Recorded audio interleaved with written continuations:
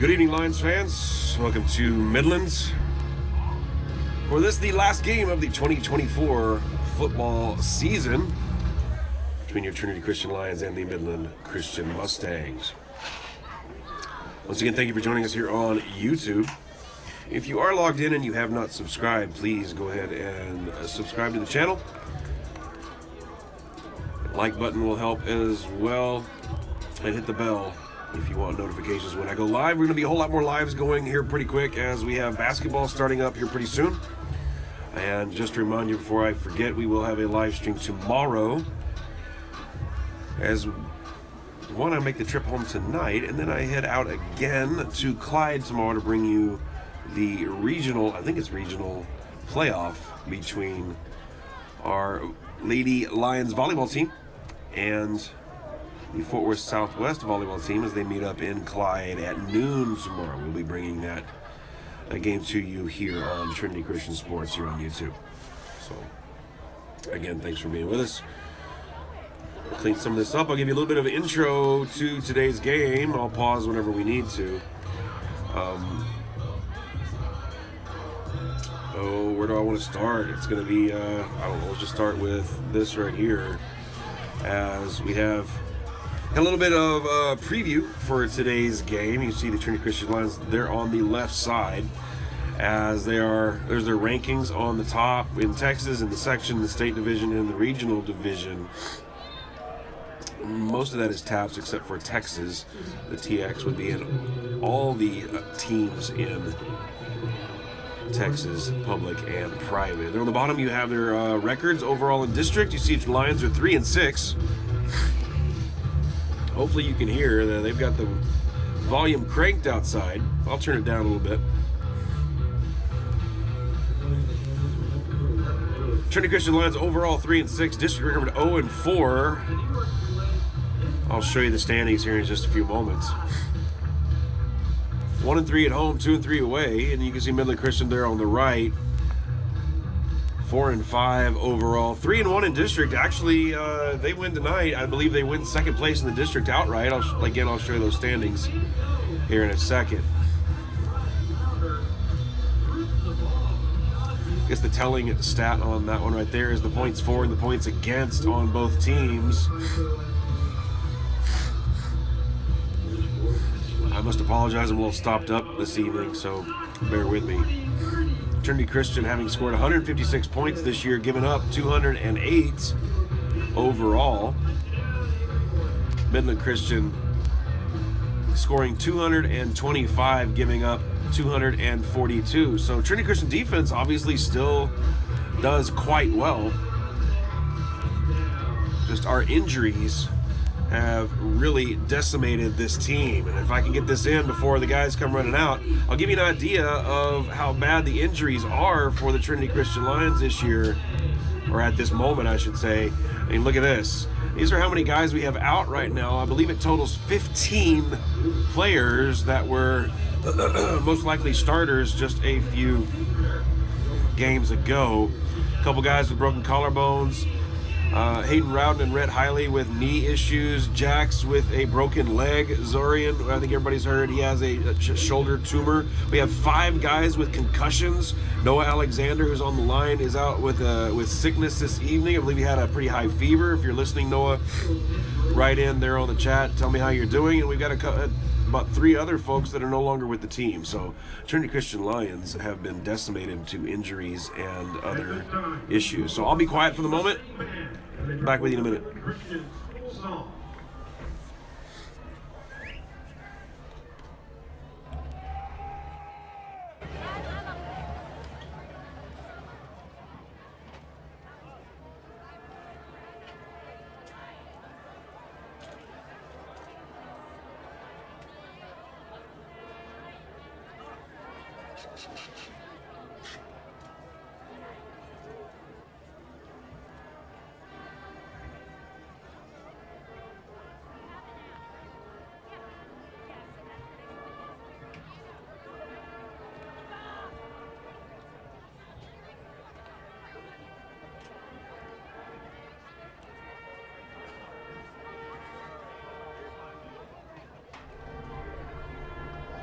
I'll go and talk over their song. I don't mean any disrespect, but I figure I need to get this done before we get started. There's our roster for the evening. Yes, as I've told you multiple times, the roster changes every game.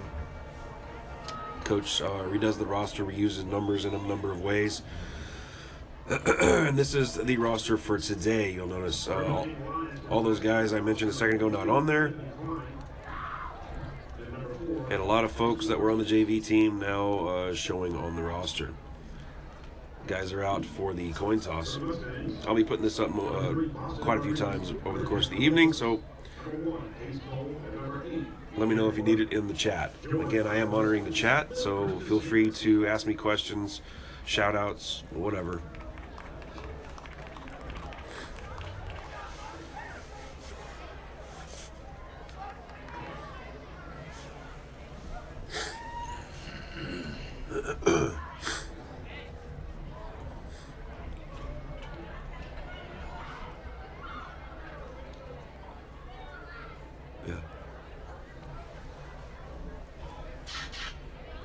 Midland Christian will be receiving the ball on the south side of the field.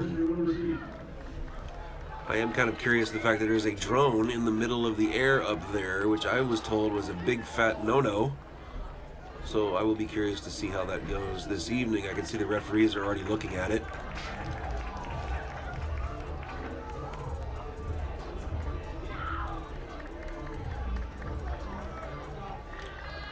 So don't mind me while I figure out what they're going to do with this, because I do have a drone that I would love to fly during games, but it looks like they're quite concerned with the drone. Yeah, it looks like they're trying to get it out of the air.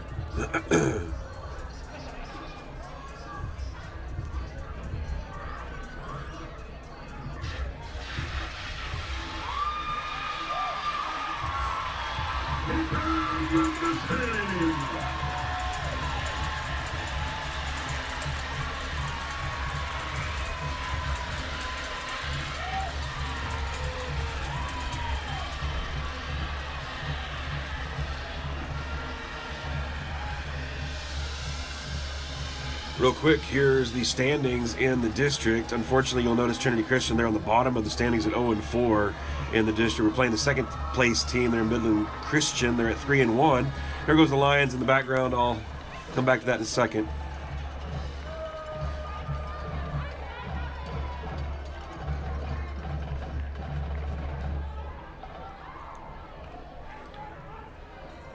As injuries have obviously played a big role in the Lions season. Had a chance to win a couple of those games and be pretty much in that position where you see Southwest. Things just haven't really gone our way. So back with you momentarily after the anthem.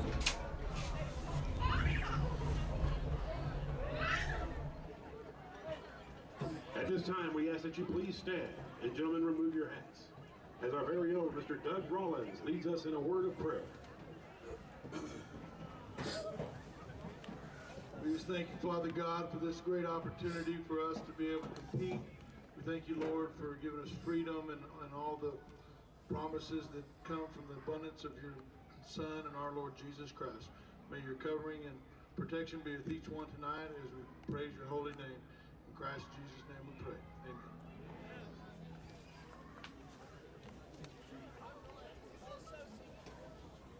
We ask that you please stand, remain standing with hats removed as we honor America with the playing of our national anthem by the mighty Mustang Band.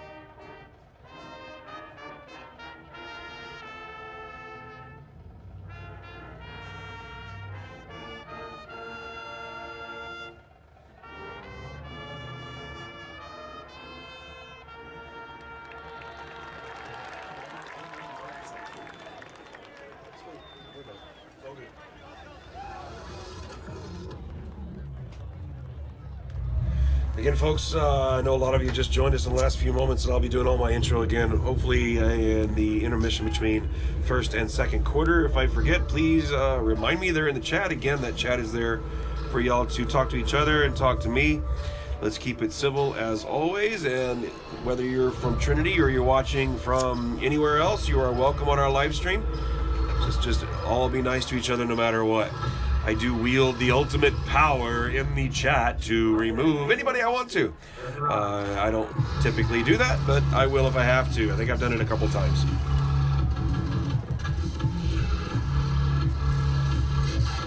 I like that.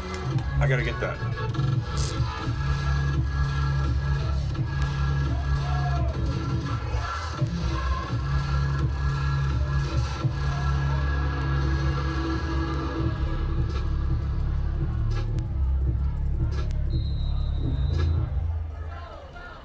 And I missed it. Anybody knows what that was? Let me know. I like that one. Sound like a good one to play for games. I'm always looking for good ideas. Got 29 live streams right there at the kickoff. So here we go.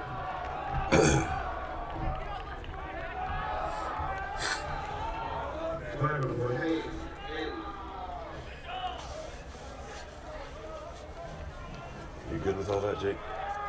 Okay. Jake is trying a new tripod this evening. If it causes any issues again, feel free to let us know. It's a little bit easier for the situation that we're in here in the room. That was intense. You zoom in just a hair, Jake. There you go. That looks good. Again, I apologize. I've got some cold or something going on here, so I'm going to sound a little nasally.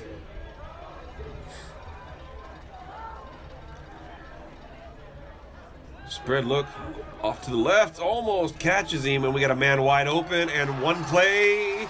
We go from the 35-yard line. First play touchdown, 65-yard touchdown.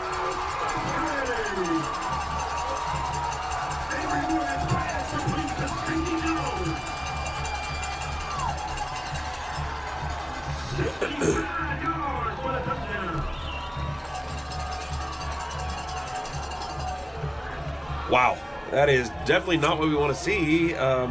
We know we're lacking a lot of our really good players. We know today the ball is we're behind the 8 ball, that's for sure in this game. But one play, 65-yard touchdown. Extra point's good. 12 seconds into the game, and it's already 7-0 Mustangs.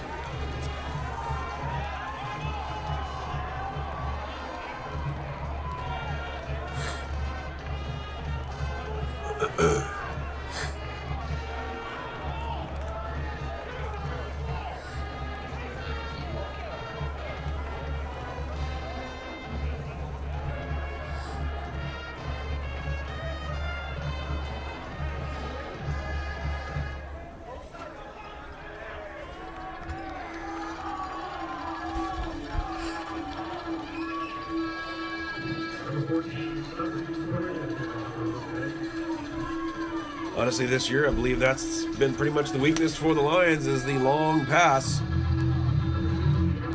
If they want to try something on this kickoff here, got to have at least 6 guys on the outside of the hashes, if I remember right. Well, their speakers rocking this place. We need something like this at ours. High pooch over here to Joshua Jordan, goes back towards the middle of the field. He's already lost 5 yards trying to get somewhere. 2 flags down, and Josh Jordan takes that ball 7 yards back, and then we got a penalty. We'll see what that is.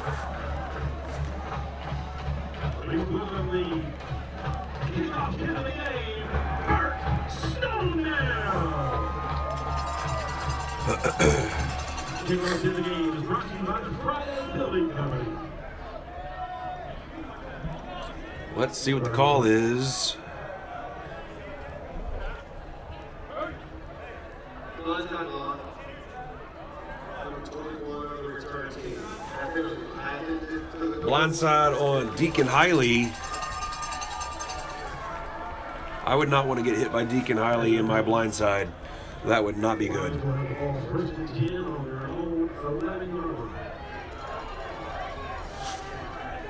So here's Lions' first possession. Starting at their own 11. Twins right, split left. JJ back there with 2 running backs. Looks like Deacon off to his right and Josh Marrero behind him. Pitch out to Josh Marrero. Josh gets about 3 yards up to the 14.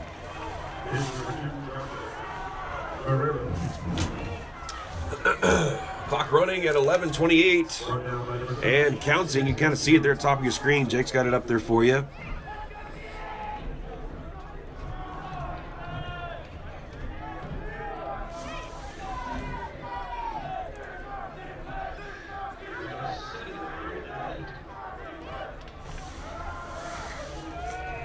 They're saying he only got 2 on that. That doesn't make any sense. It looks like 3 to me. Twins left.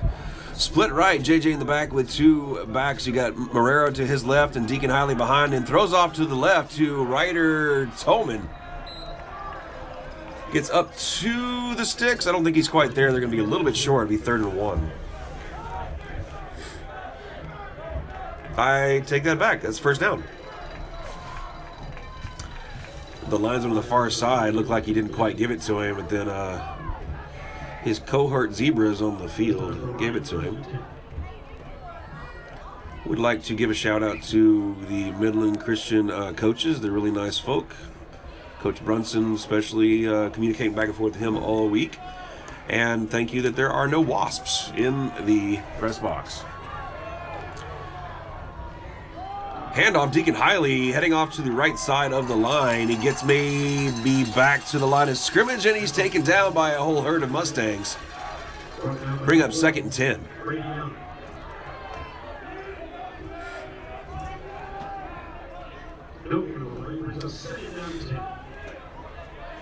Y'all let me know if there's any sound issues. Jake, let's go in just a hair. Perfect, right there. Twins right, split left. He's got Deacon to his left and Marrero behind him. JJ kept it. Gained him about 1 or 2 if he's lucky.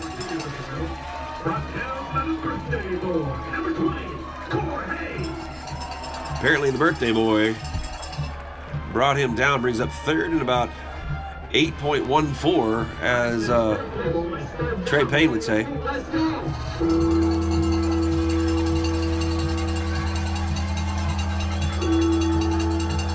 I wonder how the people that live in the houses right next to this place think of all the noise they make. That is really loud. I like it. It's really loud. Twins left, split right. Steph says the sound's great. JJ coming off to his right, looking to pass, going to keep it himself. And he's taken out of bounds. Wow, okay, dude, stop. And he throws the flag, and that'll be roughing on the Mustangs. And he's continuing to talking smack after the fact. It's the birthday boy. I don't know why you talked smack. I mean, you had him stop, dude. Your actions proved you got him, dude. Just hush. So that'll tack on 15 yards. Trinity Christian get a new set of downs.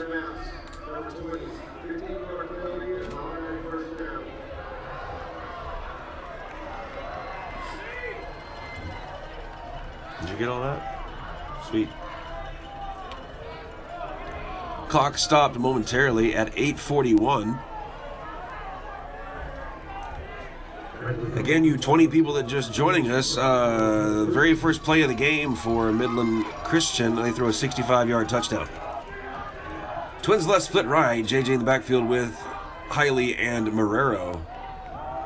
Pitch out to Marrero, and he's going to have to go backwards a little bit to go forwards, and he's grabbed loss of at least 7, if not 8 yards on that.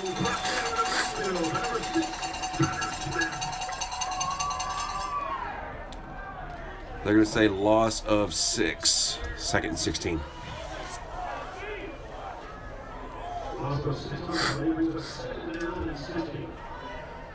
I just said that. I believe if you're wondering what kind of is the difference here, is that our line is almost all new. We've lost a ton of guys. You've got freshmen and sophomores on the line. I think we're on our third or fourth center now. Deacon straight up the middle, and so a lot of these cats haven't had much playing time, and they're going up against juniors and seniors here from Midland Christian, and it's just no comparison as our line is being destroyed by their defensive line. 3rd and 17.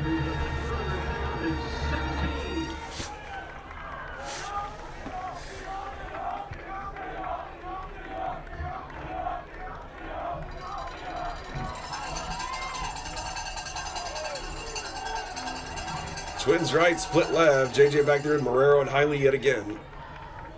Back to pass, looking right, throwing right, looking for Ryder Tolman. Got Ryder Tolman. Ryder Tolman makes a move and he gets all the way up almost to the sticks, stops short. And it's going to be 4th and about 1.75.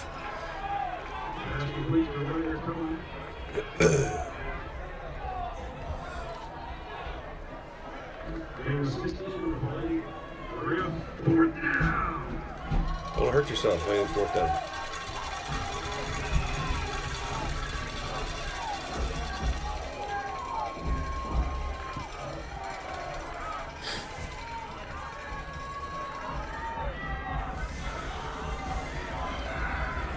Trinity going for it.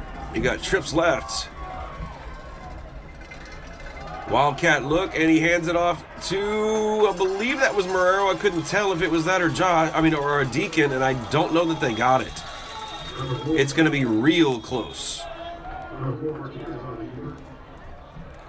Oh, that was JJ that kept it. I'm sorry. A lot of new numbers out there and a couple new formations, and they gave Trinity the first down. He's got right up to the markers, and so a fresh set of downs for Trinity Christian. And honestly, just eat up the clock. It is running at 6:03, 6:02, 6:01. And that's what I would do, is just with all these horses out, just try to run that clock. Eat it up.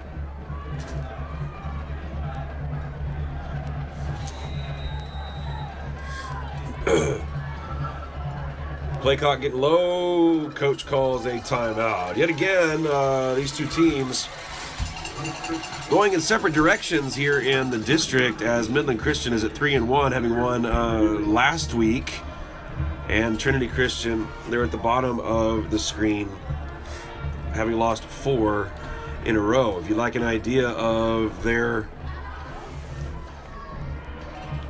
common opponents, here you go. Trinity lost to Fort Worth Christian 17-0, but Midland Christian defeated Fort Worth Christian 21-19. So there's a 2-point victory there for Midland. Both teams obviously lost to All Saints, as All Saints would probably beat the Cowboys now. Of course, that's not saying much. So Trinity lost to All Saints 43-6, but at least Midland put up a fight as they lost to All Saints 49-28. I'll come back to that graph or that information here in just a second after in our next little lull. 54 live streams going on. Twins left split. Excuse me, Twins right split left. JJ back to pass. Tries to get it to 14. That'd be Carson Castillo. And missed him a little bit. Brings up 2nd and 10. Does stop the clock, which kind of goes against everything I was saying a minute ago.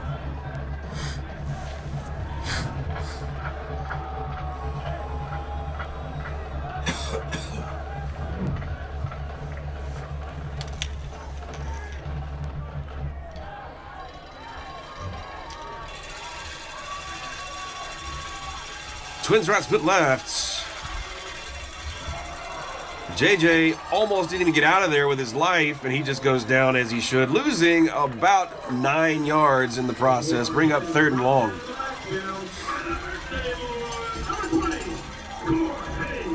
I'm proud of him for not getting a roughing penalty. Wow, that was sassy. I apologize. 3rd and super long for the Lions.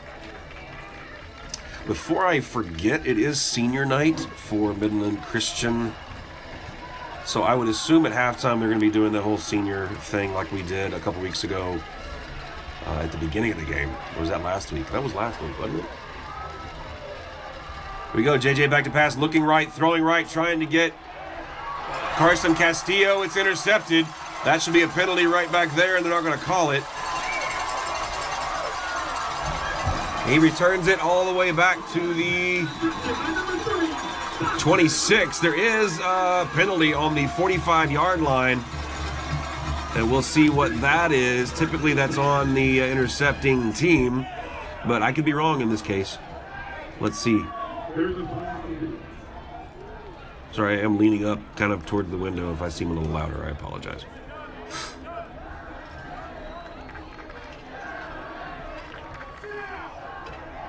The referee's hat is also on the ground, meaning somebody went out of bounds, I believe, and came back in. I think that's what that means. I'd have to get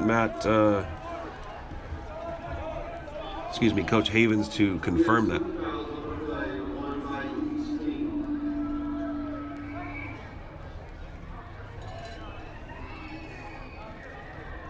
Too much reverberation for the referee, so he takes it out. It looks like 2 unsportsmanlike conducts, 1 on each team. So they're just going to put the ball down where he went out of bounds. It is Midland Christian ball. Thank you, Mooch. I aspire to be a diva.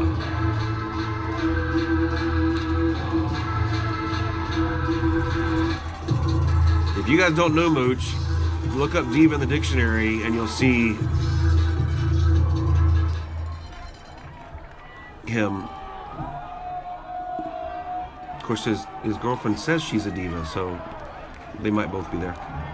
Right, Ellie? Oh, Ellie's over there. She can't hear me. Here we go. Midland Christian with their second play on offense after scoring on a 65-yard touchdown on their first play. Twins right, split left, handoff right up the middle to the running back, looking to get through the line right off to the left of center. Looks like he got about 4 yards on that. Tippy-toeing, found some daylight and fell forward, bring up 2nd and 6.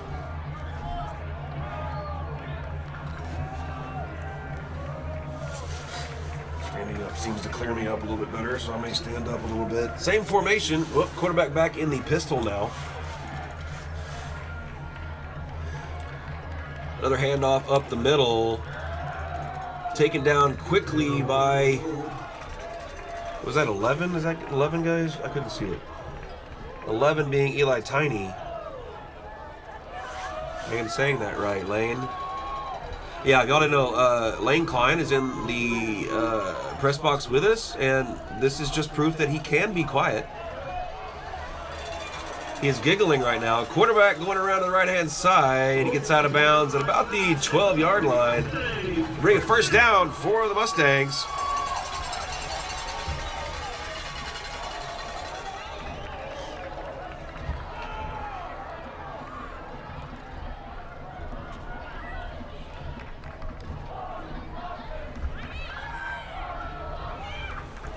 Clock stopped momentarily here in the first quarter at 3:41 remaining. I think you can see it on your screen. Yeah, Jake's got it on there for you, so you can see a little bit of the bottom of their huge, nice LED scoreboard.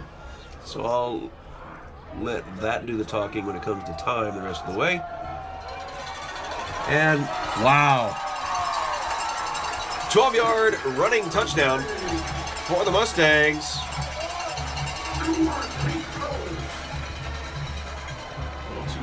A little late on starting that one.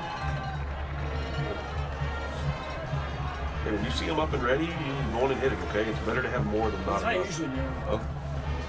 Okay. Sorry. It's all right. I'll just stop.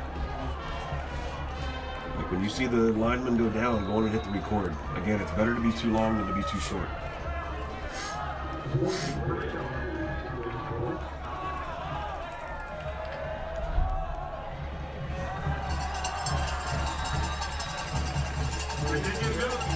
Extra point is good with 3:35 remaining in the first. Midland Christian 14-0. I believe they've played a total of 4 plays, or is it 5 plays? I'd have to go back and look. And they've scored on 2 of them.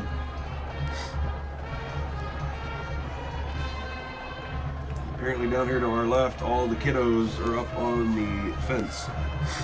They have enough room here, it's okay.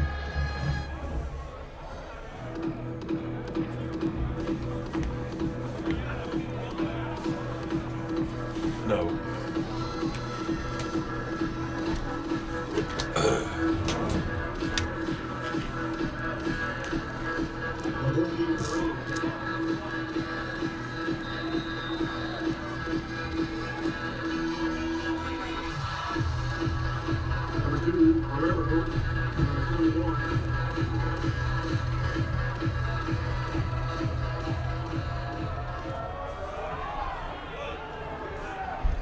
Popped up to Joshua Jordan, who was worried about getting hit right there, I believe, and so it gets past him after he touches it. Fell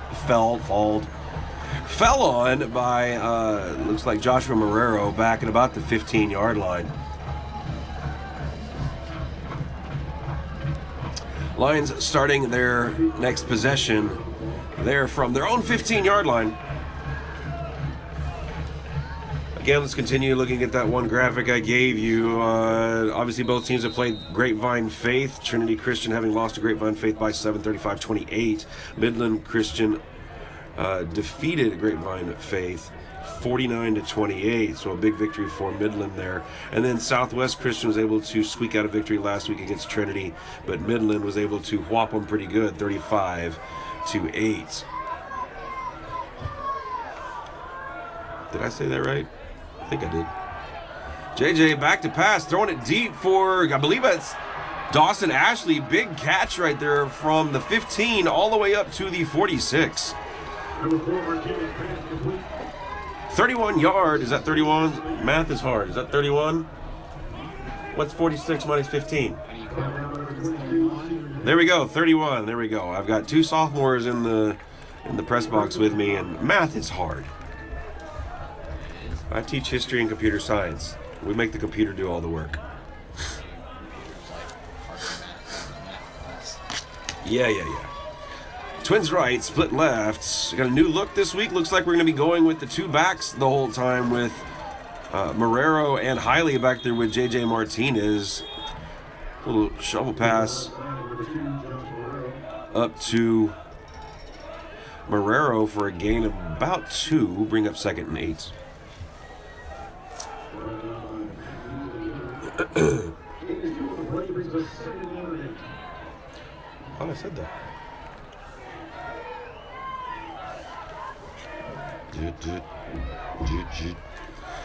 Twins left, split right.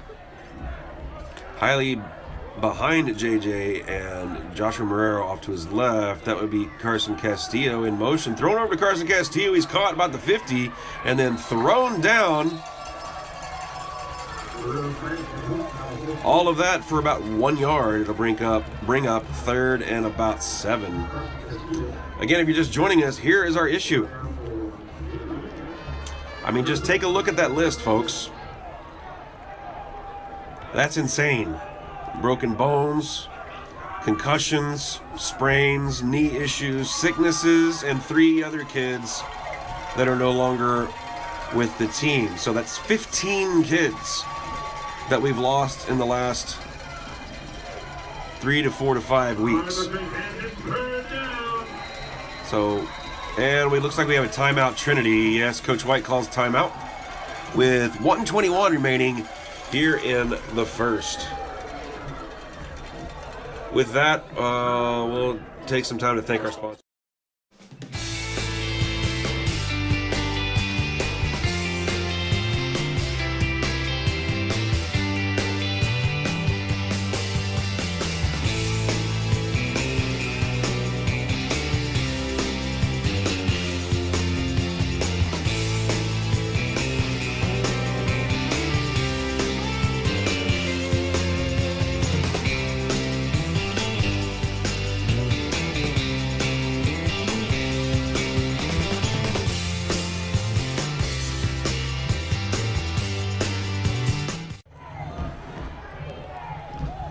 Had to cut a little early as the timeout hit a little bit faster than I was anticipating. So we go to twins left, split right.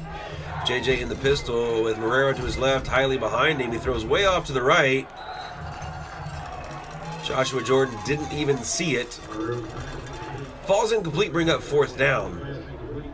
And that's going to be interesting as our normal punter has a concussion. We bring in Baca for this? Who's our punter, or do we just go for it? I do not know what has been decided to do. Something you don't see a whole lot of this year is a Trinity Christian huddle. Looks like we're going for it, as we may not have a punt team. Same formation as last. JJ back to pass, looking over the middle, looking to the right, running to his right, still going right. And he is right at the sticks. That should be a 1st down for Trinity. Yes, it is. 1st down on the legs of JJ Martinez.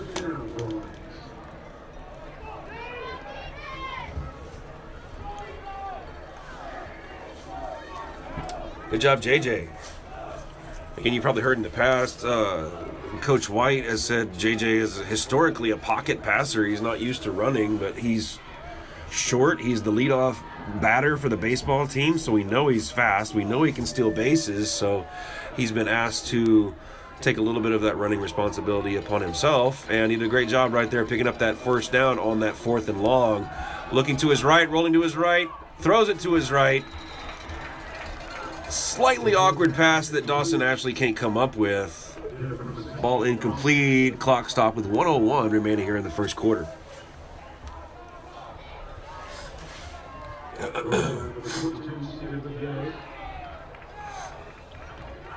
Jake, did we have Snoils at the beginning of the game? I didn't look.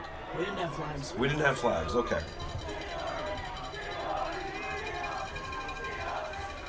Twins left, split right. Marrero to the right, highly behind JJ, throwing to the left, over there to Ryder Tolman, makes a couple of moves, falls forward, looks like a gain of about 6, bring up 3rd and 4. Brought down by Rodriguez, Smith, and Bishop.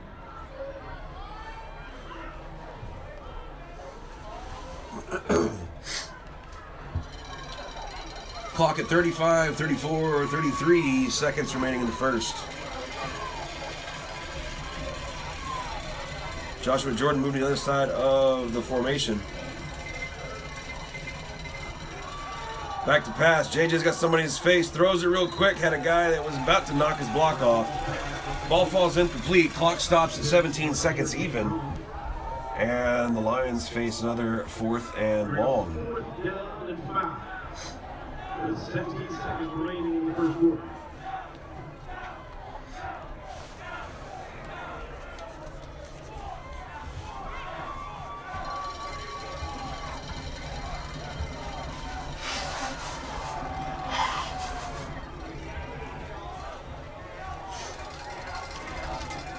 Twins right, split left. Marrero to the right, highly behind JJ. JJ back to pass, looking to the right, throwing right, trying to get to Ryder Tolman. Ryder Tolman coming back for it. He gets bumped and no call.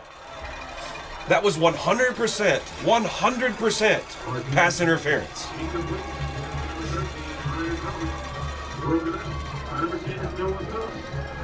Don't know why that wasn't called. We'll get the what am I trying to say?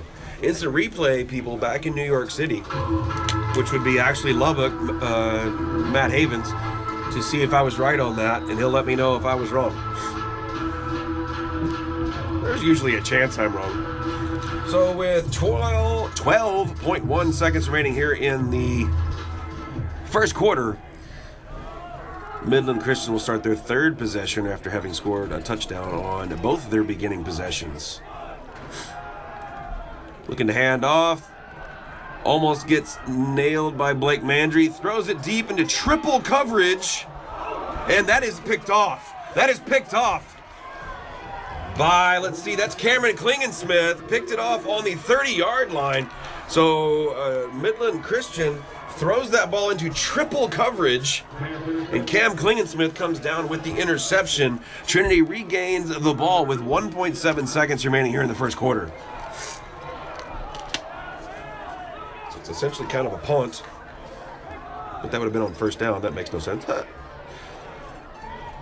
So we'll get one play in here to finish the first quarter, then we'll flip sides.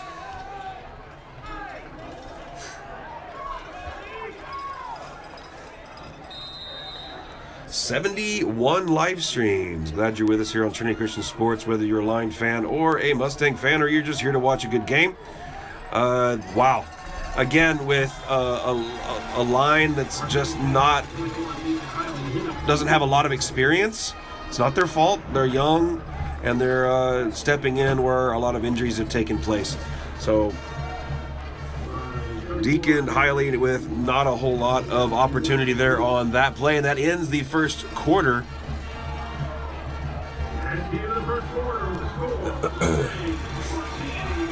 As Midland Christian Mustangs 14, Trinity Christian Lions 0.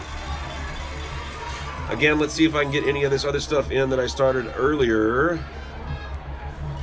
I showed you the...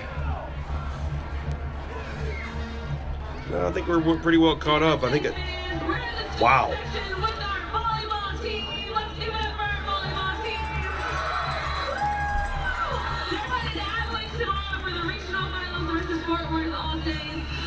Yikes.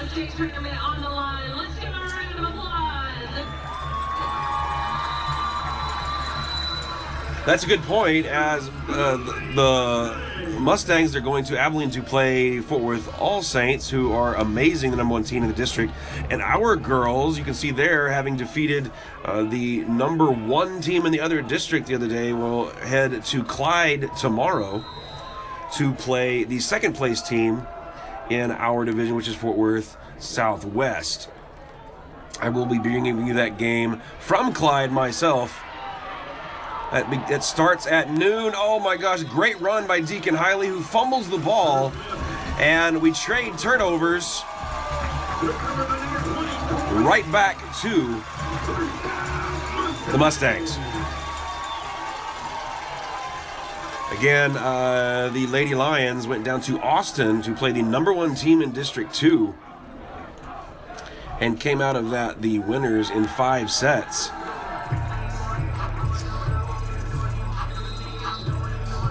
The ladies have headed to Abilene tonight, stay in a hotel, get some rest, so they're at least close to Clyde, as the game is fairly early. They didn't want to make a 3-hour drive before a game, so ladies getting their rest, getting ready for their regional matchup tomorrow. Here we go.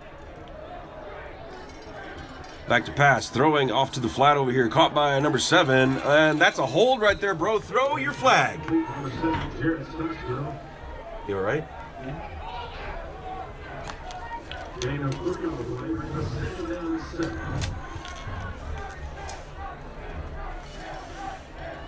Clock stopped 11:44.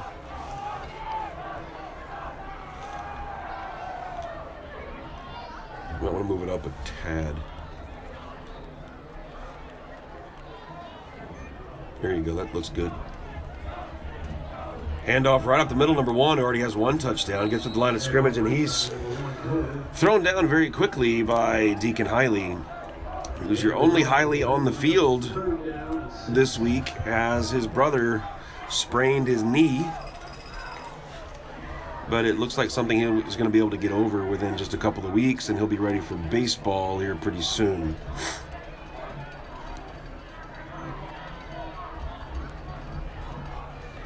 Third down, quarterback throws it out to the flat, #16, who has a gain of about 30 yards all the way down to the Lion 15-yard line. And the Mustangs are threatening again.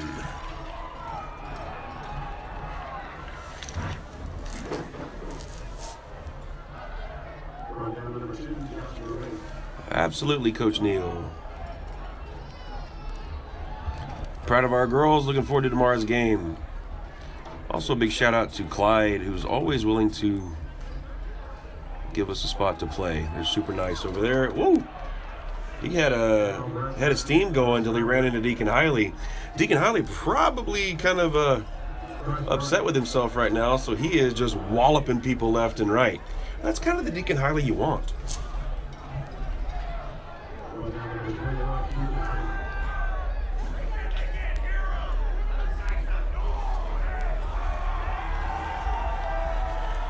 I'm going to say it another time. Their sound system here is amazing. And the ground shaking from the bass. And I think we blew up our sound system at the Archie Warwick the other day. Back to pass, throwing right out into the flat. Caught. All the way. Oh my goodness. 2 Lions had a chance to tackle him, and he goes right between them. 20-0 Mustangs here with 9:51 remaining in the second quarter.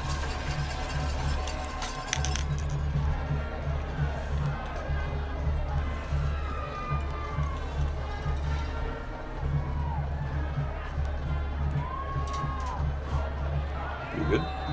Good.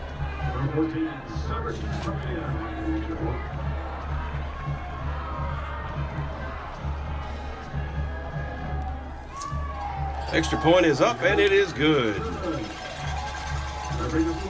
So the Mustangs, as Jake is showing you right now, up 21-0 here with 9:51 remaining in the second quarter. Mustangs having scored on 3 of their 4 possessions. The other one was a interception on a long pass into triple coverage.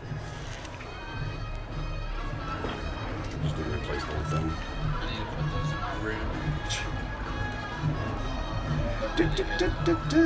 Yeah.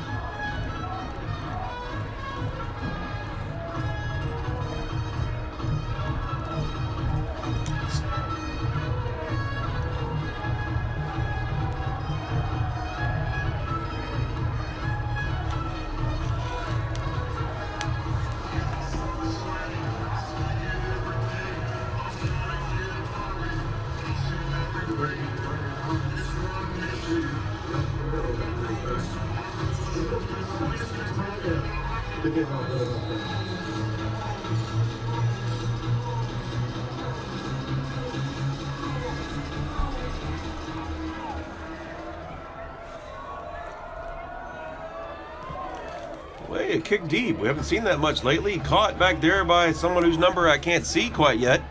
Looks like number 13, Ryder Tolman. Good catch, good run by Ryder Tolman, one of our few veterans that is healthy. We have more than that. I'm being a little harsh with the comments, but again, if you're just joining us, I will probably do this from time to time over the course of the entire evening, just to remind everyone of how decimated this Trinity Christian Lion football team is to injuries and a number of other things. I mean, look at this. We just lost Noah Alexander today, who's home sick. And get better, Noah, if you are watching. Jax is watching. Good to see you, Jax. Hope the leg is getting better. Twins left, split right. JJ pitches it out to Deacon. Doesn't have a whole lot of help, but Deacon's got a head of steam.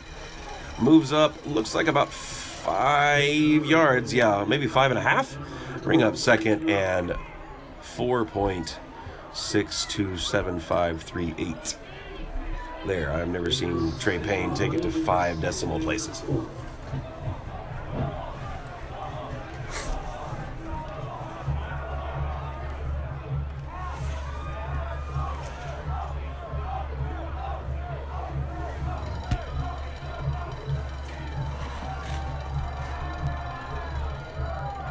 Handoff now to Deacon again, who's just looking for a hole. Got those legs moving. Is able to get near the sticks, and it's a first down. Good job by Deacon Hiley once again. Again, if anybody is confused about the roster, again, it changes every week. It's not one of those that you just stay the same. As Coach White changes things up when he has injuries, using some jerseys on other folks. In some of these cases, bringing up JV guys, as we brought a lot of JV guys with us today. Back to pass, looking right, throwing right, and almost picked off. He was looking for, well, either Carson Castillo or that's Ryder Tolman over there. Clock stopped with 8:28 in the second.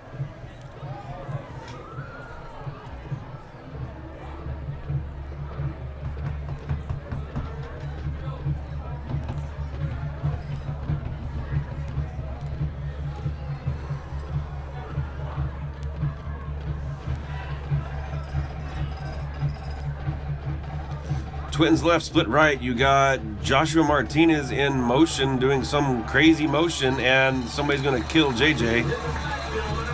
They blew the whistle. JJ didn't get a chance to do much. I was afraid he was going to get slammed down. Essentially a sack. Brings up 3rd and long. Clock moving, 8:07, 8:06, 8:05.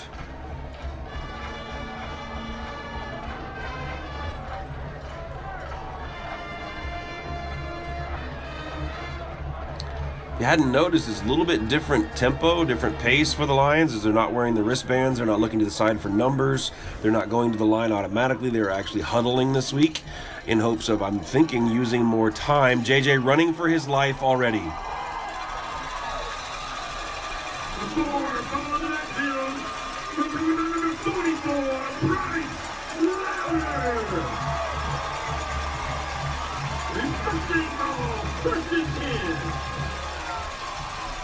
Did JJ fumble that? Did I miss something? Or was that 4th down? I'm sorry, guys. I was watching something else. If that was 4th down. If it was 4th down, it's a turnover on downs, and the Mustangs take over at the Lions 26. Regardless if it was a turnover on downs or just a flat-out fumble, it's Mustangs ball. Already up 21-0, 7:37 remaining here in the second quarter. Happens, it's not that big a deal. Again, we're trying a couple things, as where we are is cool, but we don't have Jacob in the crow's nest like normal, using a different tripod. It's fine, it's not a big deal.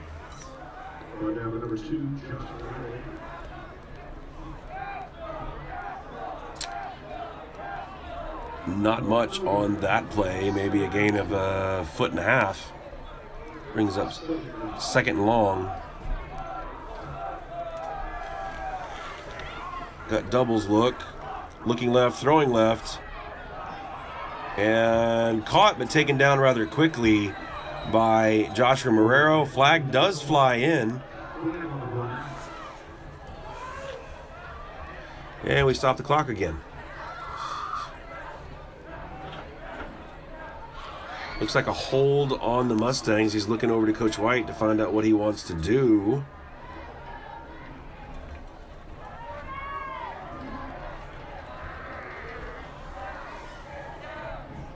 They are declining that.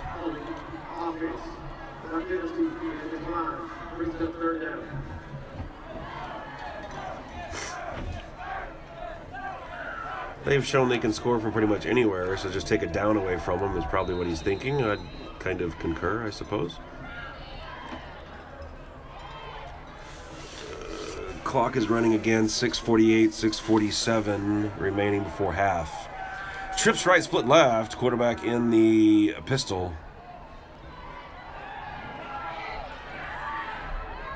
I think that's a design screen. Yeah, it is. Running back. Taken down up at the 10-yard line. Be 1st down, Mustangs.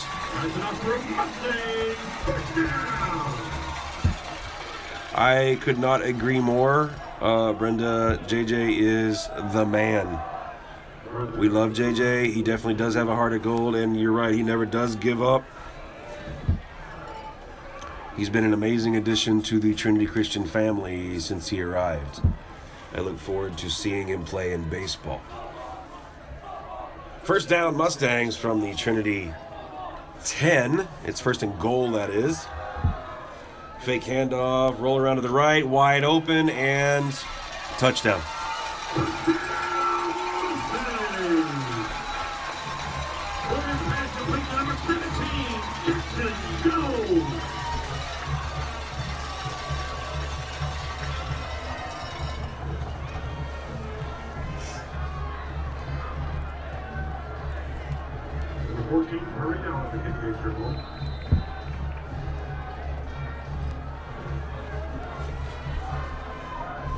Go to the right some, please.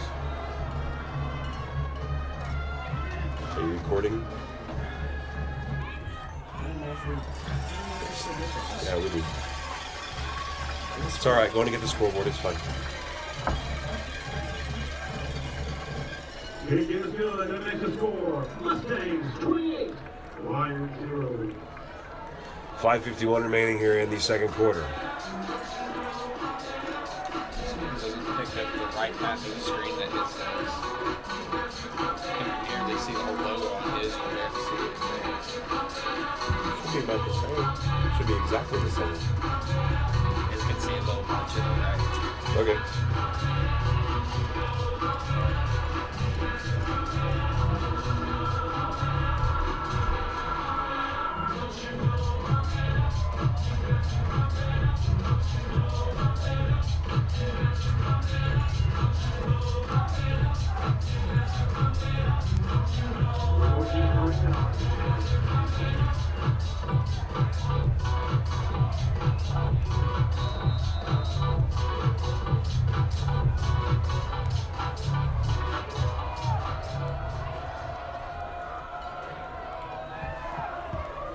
Kicking deep again, looks like to Ryder Tolman once again. He goes towards the middle of the field, tries to juke around one guy and does. Gets past another one. Ball up to about the 24-yard line, and Trinity Christian take over there. Number 11.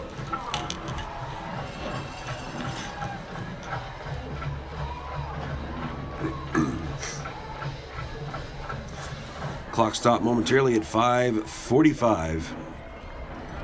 Here in the second with the Mustangs up on the Lions, 28-0.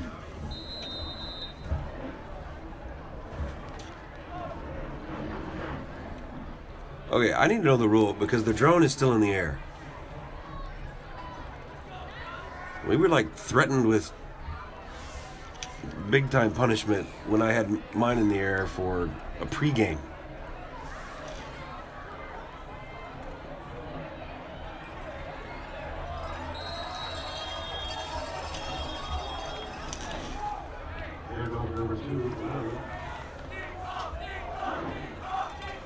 Dude, pardon me if I'm quiet for a moment. I'm trying to find out how they're doing this without getting in trouble.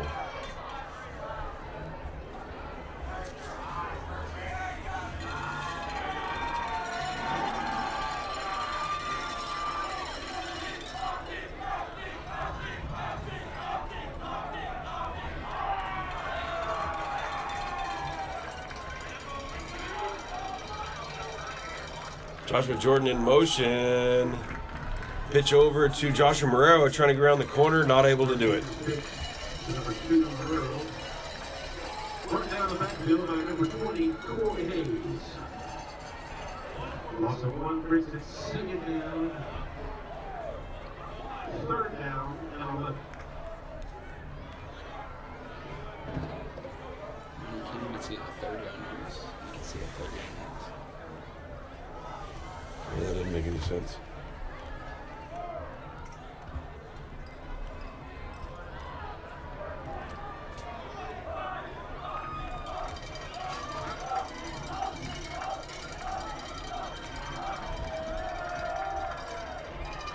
We'll reset the camera here in a little while. Pass out to Dawson Ashley. No gain on the play, brings up, I believe, 4th down. I see some semblance of a punt team coming out, I hope. Brings up 4th down and 10 for the Lions. That doesn't make any sense. Sorry, I'm talking about the camera, as Jake's camera is showing more of the field than is showing up on your screen. It's always to the right on yours. I don't understand that. They are punting, and oh! Monster ran into the kicker, so that'll be the Lions' ball. Doesn't matter. It's all coming back as he ran into Baca. I'm just surprised Baca got up and was able to walk off. He looked like he ran smack into his knee. Baca kicking. Can you go to the right a little bit? Yeah, because Ford was the punter. All right, you can see the white hat should be moving us down quite a bit for running into the kicker. We have no foul for rotating kicker. What? Oh, wow. Okay, so the guy that ran into Chewbacca, obviously nicked the ball as it was leaving his foot, and on a deflection, running into the kicker is not a penalty. So from where we were, we couldn't see the deflection. Therefore, no penalty, and the Mustangs will take over at the Lion 43.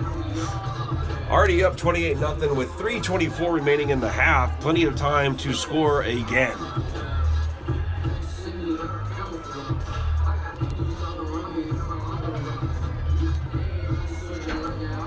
I don't understand how people like this kind of music.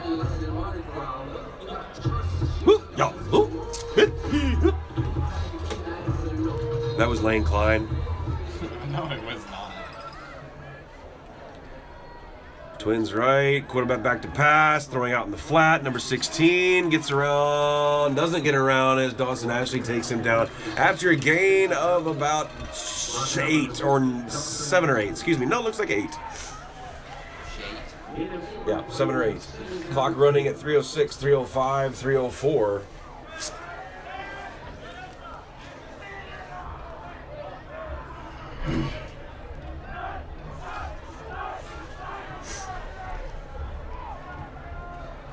Twins left. Actually, you got a doubles look. Pistol, number 18, behind the quarterback. Looking to hand it off. Nope. Pulls it, throws it, number 80 off to the right-hand side. And 3 Lions take him down over there about the 30-yard line. Should be first down for the Mustangs. First down.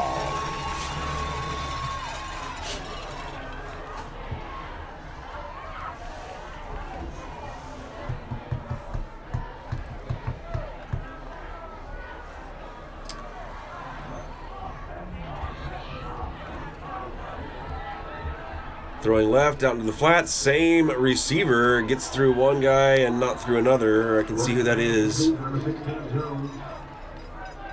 I believe that's Blake Mandry that brought him down. Yes, it is. Need to reset the cable cord. We'll do it at halftime. Jay, go to the right some since we don't have the whole field. There, that's good right there. We're not getting the whole thing from Jake's camera, so we'll try to fix that at halftime. Hand up straight up the middle. Might have gained 4, maybe. It's close to a first down. Yep, first down.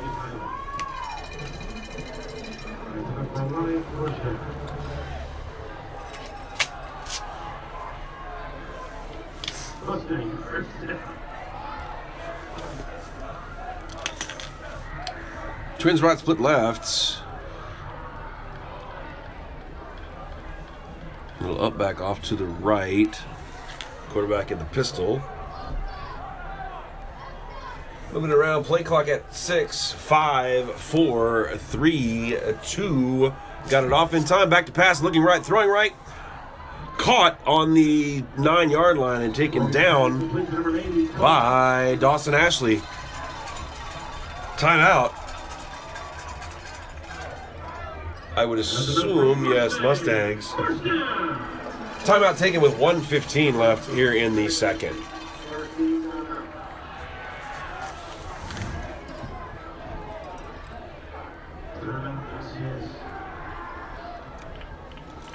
Again, at halftime, you're going to have the senior night ceremony here in Midland. I do not have any idea how many seniors are going to do. We will start out the halftime with thanking our sponsors,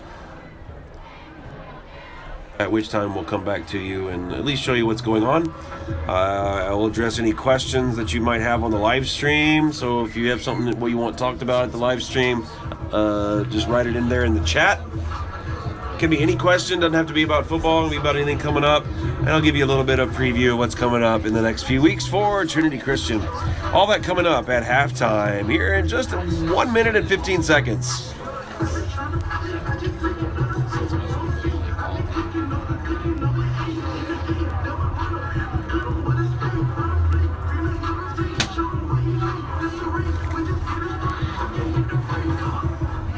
You go to the right just a little bit, Jake, because I'm not getting the whole range. There, that's good. Thank you. If they go into the corner on the near side, you're going to have to go even farther. Mustangs are first and goal. Here we go. More of a tighter formation here. Looks like the old Monterey offense right here. What do they call that? Inverted wishbone? I don't recall. You got a whistle, stoppage of play, flag on the play. Probably false start the way they did that. Yep, false start on the Mustangs. Moving back 5, do it again.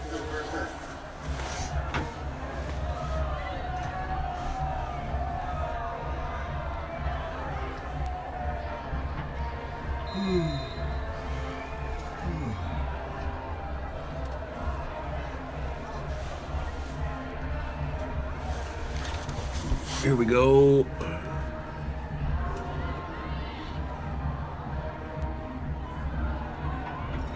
Rolling right, looking to run himself. He does so, steps out of bounds at the 8.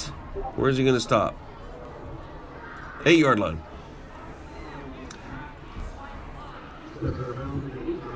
Didn't I say that? I think I said that.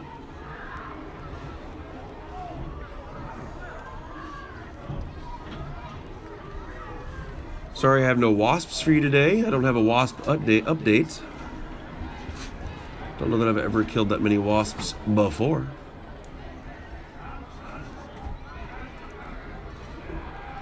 Looking to have, oh, got Blake Mandry right in his face and he throws it away. Wow.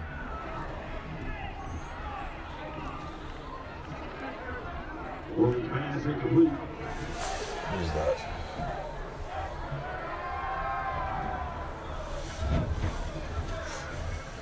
Good play by the Mustang quarterback, throwing that ball away as Blake Mandry almost had him way behind the line of scrimmage. Clock at 59.7 seconds. And it is 3rd down.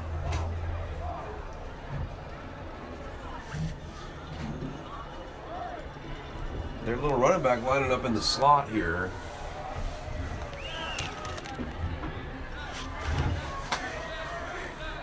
Trips left, split, no, twins right.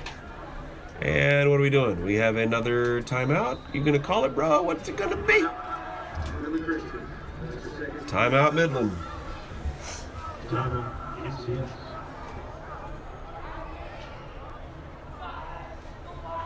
Did it really get down to 0.8 seconds remaining in the game? I mean, in the half? Negative 6.0. I don't know what they got going on the scoreboard. I mean, it says there's negative 6.8 seconds remaining in the quarter.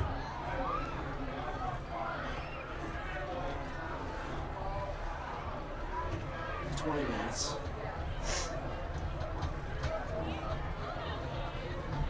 They're trying to fix the clock at the same time.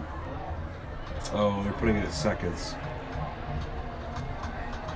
Now they've stopped it at 19.44 seconds. Whoop, now it's 11.6.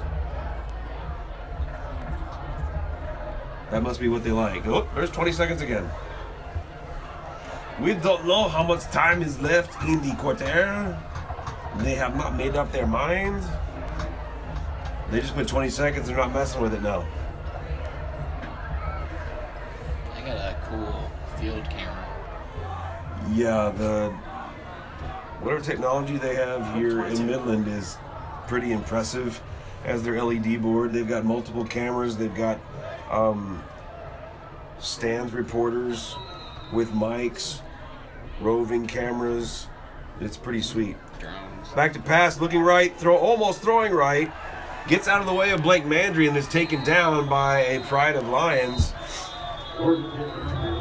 Anthony Klein in the middle of that. Along with Caden Ashley, a senior and a freshman involved in that. And Midland will take their last time out with 12.7 seconds remaining. Every single coach Trinity has comes out on the field. Jake, you want to get that whole crew over there on the 10? You can kind of see it on the left side of your screen.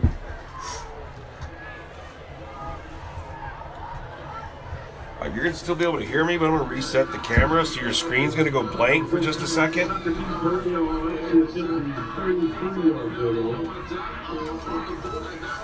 Hopefully this will reset it, and we're going to just trying to see. Nope, that didn't do it either. That's weird. I think this screen is too wide. I guess so. I don't remember that. Here we go. Hit it, Jake. Oh, they're going for the field goal here. On 4th down with 12.7 seconds remaining. It's back, it's held, it's kicked, and it is good, I think. It is. So, 8.9 seconds remaining in the second quarter. Midland Christian 31, Trinity Christian 0. They're doing better than All Saints. Maybe. At halftime of All Saints, it was already 40-something to nothing. I thought that was the endings. No, they didn't score. All Saints didn't score in the second half at all because they put their B team in.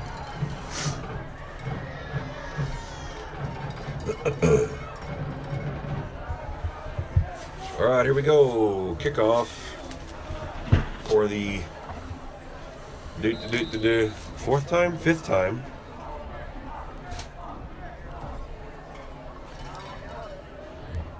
You want to go right a little bit?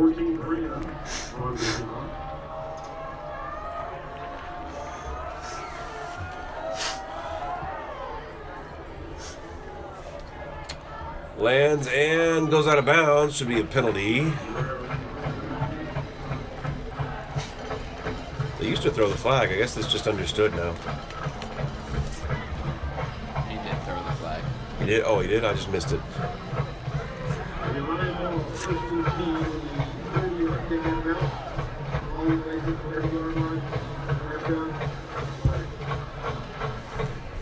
Trinity with enough time for a couple of plays if they want to. Let's see what they've got up their sleeve. 63 live streams. I lost a few of you here in the meantime. But it is almost halftime. You had to go get some pizza, something to drink. I'm jealous. I need a drink. I'm broke. I'll send the boys to get something here at halftime. And JJ just downs the ball. That'll be it for the second quarter. Mustangs 31, Lions 0. Wow. What a half.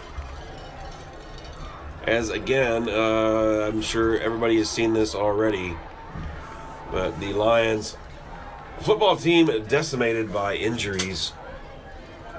And there's just the newly updated list that I just updated right before the game started. As Noah Alexander, I added to the list at the bottom. Varsity cheerleaders.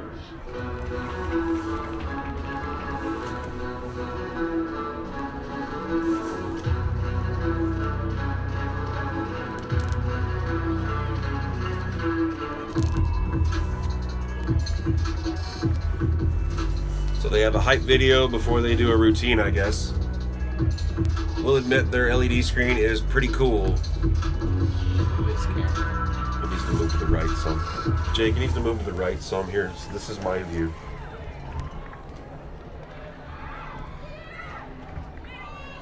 That's fine.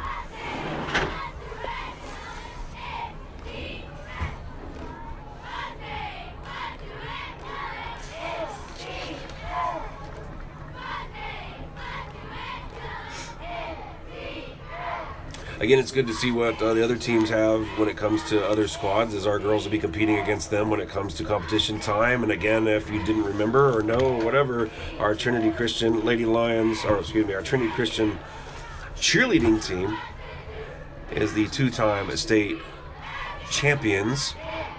Now, we have moved up a division. I don't know if that affects cheer. I'm sure it does.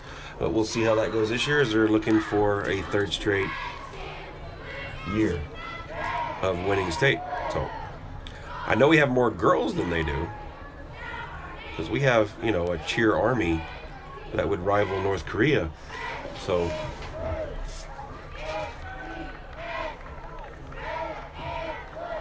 I don't know why I chose North Korea. Earlier you said All Saints would beat the Cowboys. Well, that is actually not untrue. I'm fairly certain All Saints would beat the Cowboys. All right, let's thank our sponsor.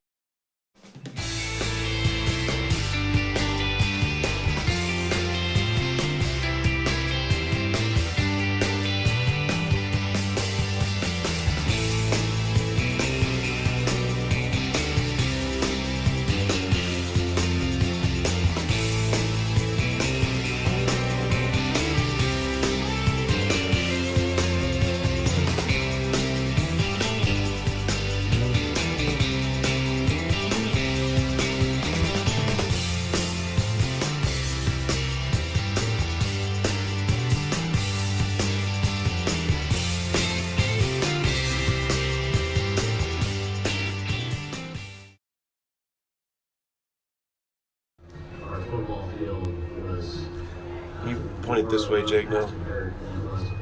Down here. Just so they know what to look at. Get the screen and the blow up.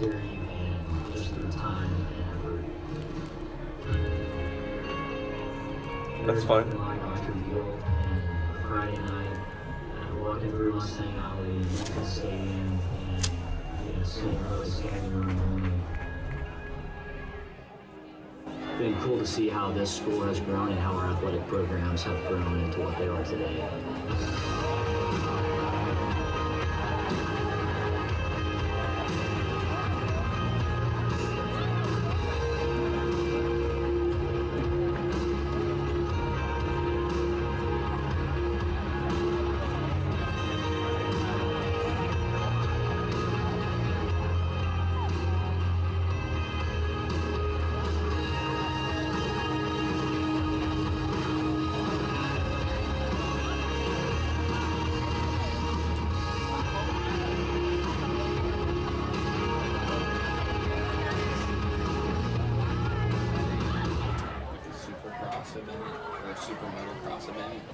Ladies and gentlemen, welcome to Senior Night.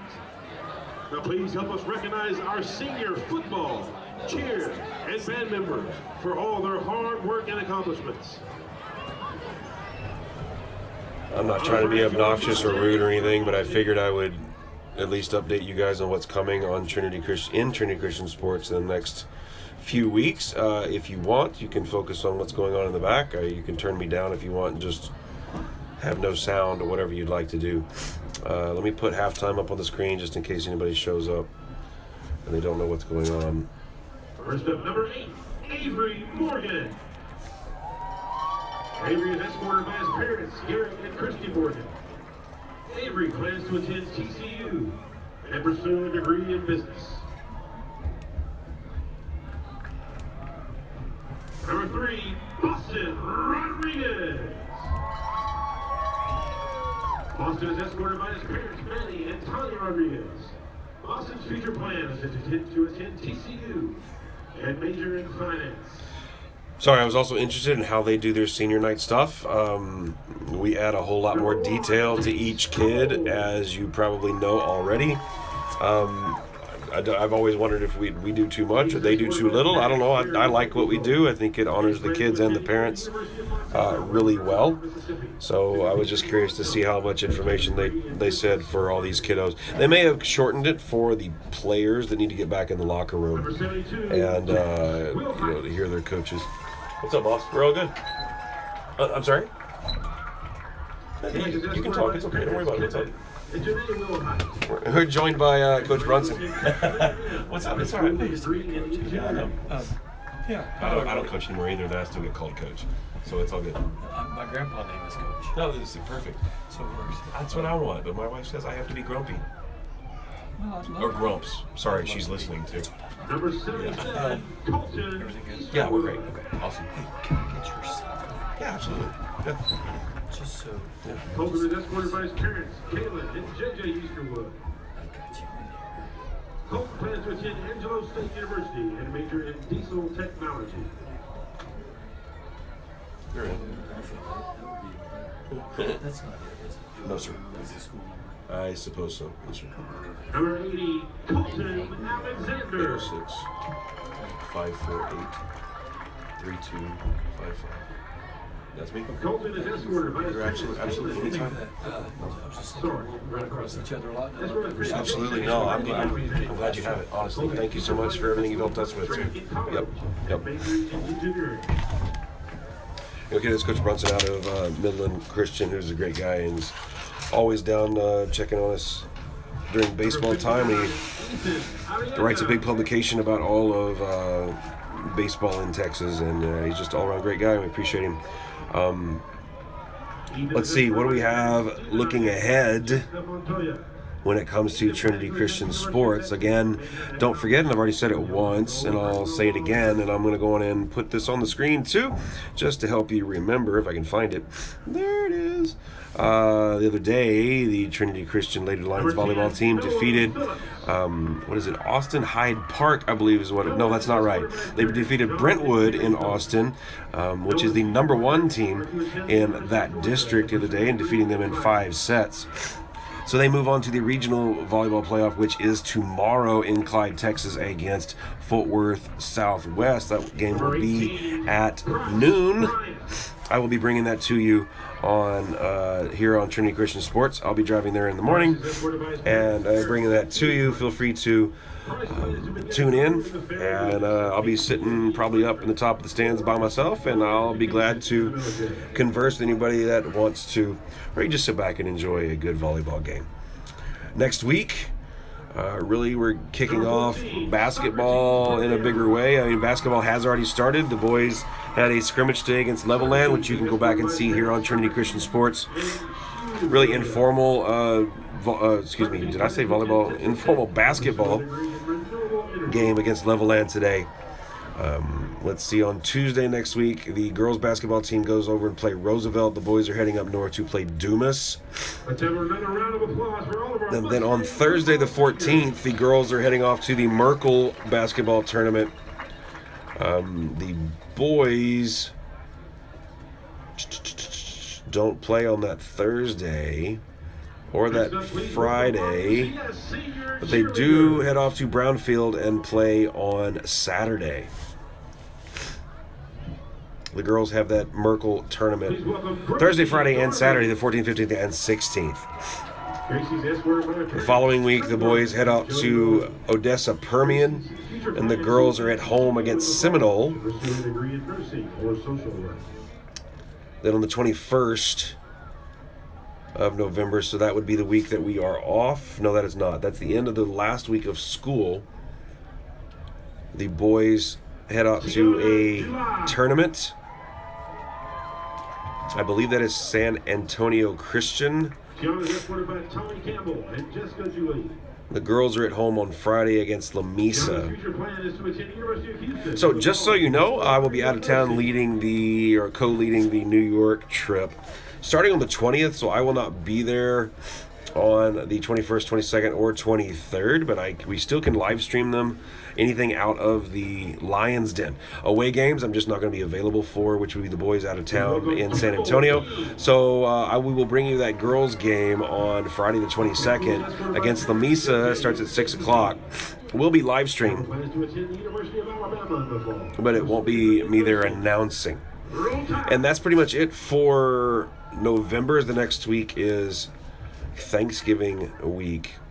We get back from New York on the 25th and then spend some time with the family and some recuperation, recharge our batteries before we head back to school in December for the last stretch of the second quarter, heading into finals, and then Christmas, and then bam, and the week after we get back, we're heading off to missions, which I'm heading off to Peru. Jake's heading off to New Mexico. Where's Lane going?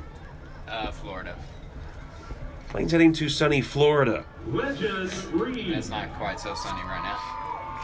As long as there's no hurricanes, unfortunately. So there's a little bit of your sports update. Also, if you want to know, my fantasy team is doing really well. We'll leave it at that. Yeah, sure.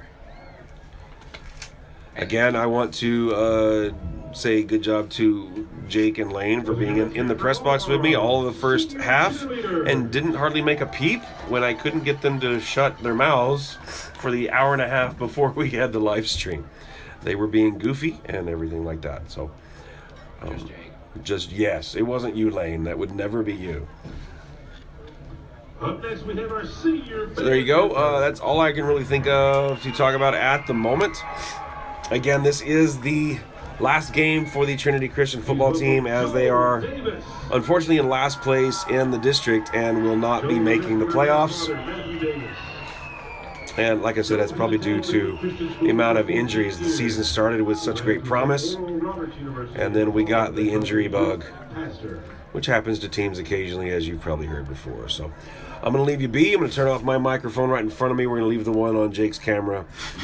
So you have 15 and a half minutes, as you can see on the bottom of the Jumbotron over there, left in halftime. And I got a text to make sure it's not important.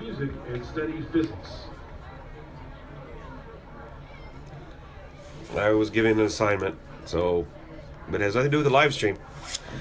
So back with you here in a bit, folks.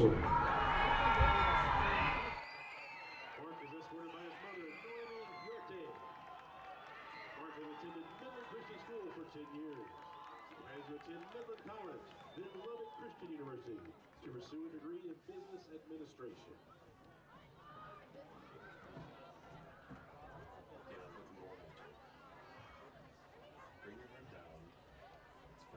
Next up, Skylar Smith. Skylar is escorted by his parents, Cheryl and Smith. Skylar has attended Midland School for 14 years.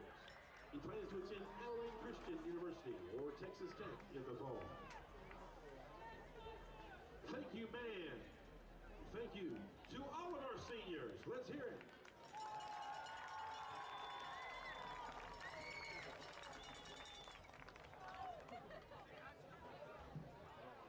That looks like it for the senior recognition. You'll have to admit, he did not have to read the novel I had to read last week.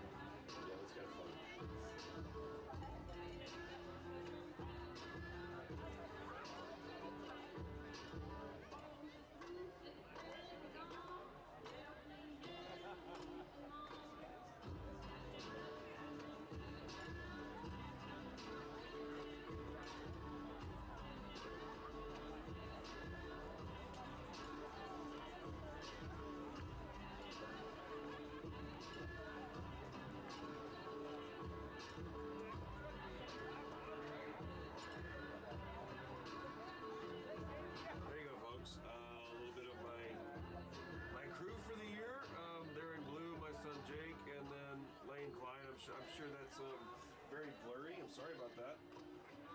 But I need to go on and send a shout out to them, and I'll probably do it for the game too. Jake being my cameraman all year, he's doing all the filming for the football team, and also being the camera I use for live stream. And then Lane coming in this year and doing the end zone camera, which is not an easy thing to do when you're working with a piece of machinery that is honestly put together with tape. He would tell you it is, as we tape it together to make it work every week. It's old, it's fine. We will come up with a solution for that next year. We're able to make that work all season. We're just not coming in today, so that's why Lane's hanging out with us here on the press box. And I just realized y'all can't hear me. Hopefully y'all just heard all that. I don't know if you did. I was going to do it again at the end of the live stream. Anywho, the blow ups back up. Nah, leave it. It's fine. Did y'all want to go grab anything, get a drink or anything? Jake said he would love to get his pizza. No, it's time to get this one. The concession stand looks pretty busy right now. You might as well just wait. They'll probably have sandwiches for you after the game.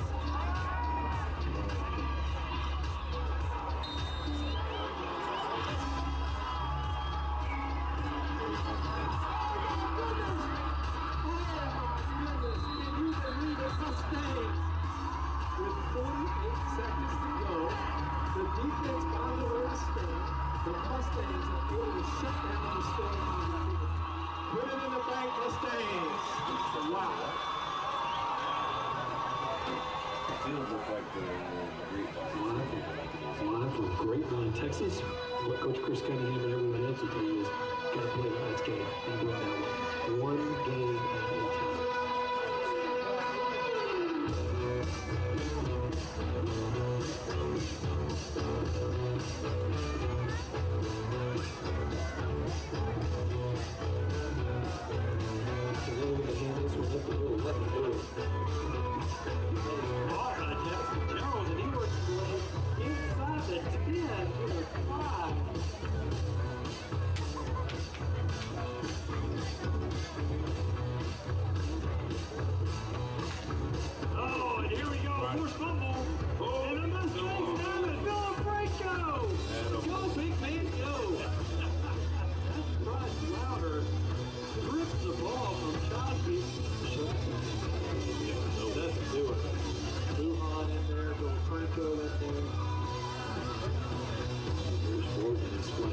There's a man across get around. Stockstill 40, 30. Way out of bounds inside the 10 at the 5. He will be into the end zone. Touchdown, Avery Gordon.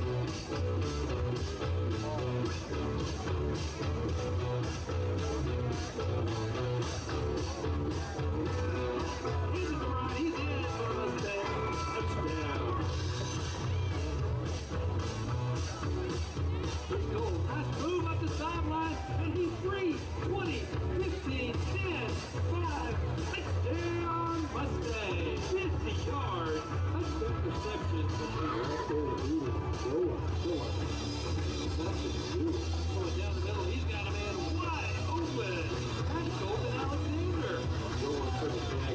He's got some room to run. He's going to be in for the Mustang. Touchdown. Bishop, he's going the other way.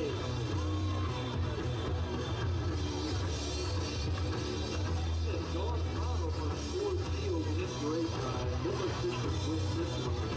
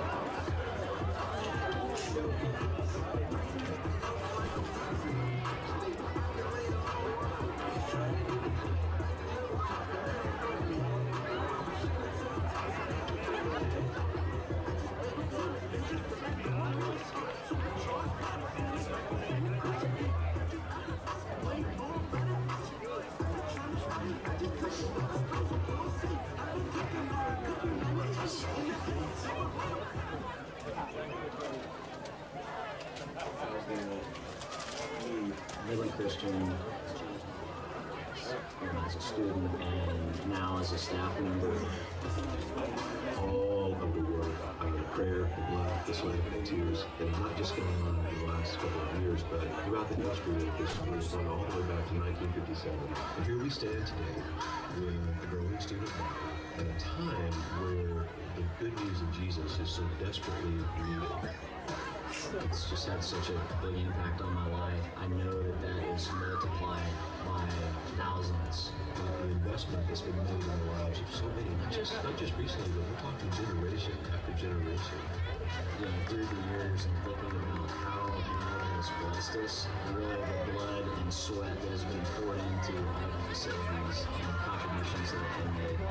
We look at our fine arts department and just the growth in our fine arts programs I've seen over the years. And what's been remarkable to watch is how God has blessed these programs with the leaders that are in place. We continue to see the needs of those programs match the growth that we're seeing. There's nothing like Autry Field, a Friday night, walking through Mustang Alley and into the stadium. What McGraw Gym has done for our basketball program, we desire for every team to have a home that's like that. The Board of Trustees of Midland Christian School is thrilled to announce that after several years of prayer and searching, along with months of meetings and planning, Midland Christian School has purchased 42 acres of land on the west corner of North Garfield Street and Mockingbird Lane. I think they're going to see something that honors God and also provides a really great place to connect. Really, one of the amazing things is how much success some of our programs have had without being in one facility, namely our softball, baseball, track, and tennis teams. The property tells a story. A story that I hope is told is just a story of God's faithfulness.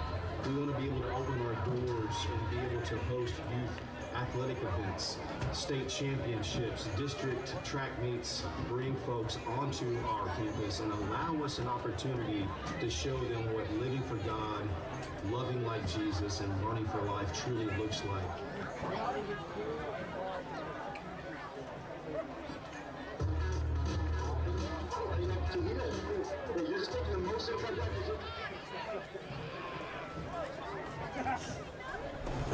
Interesting. Looks like Midland is going to be doing some of the same things we are doing at Trinity, even though they've got a pretty cool facility here.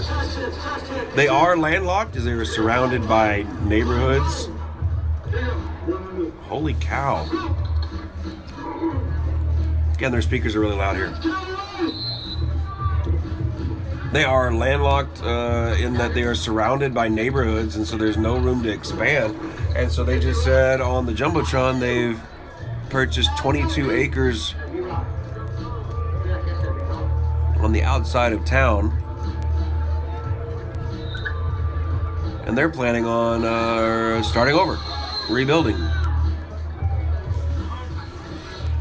They had the plan for everything up on the screen really fast. It was just a basic drawing. But that was interesting.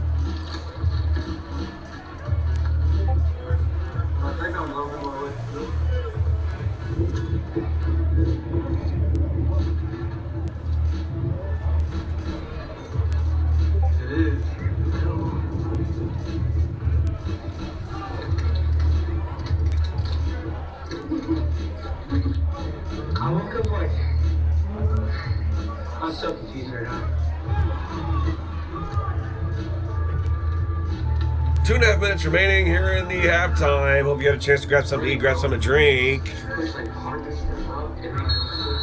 Sit back down in your nice little comfy chair, hopefully in front of a big screen. Yeah, alright, Finished enjoying this last football game of the 2024 season for the Trinity Christian Lions.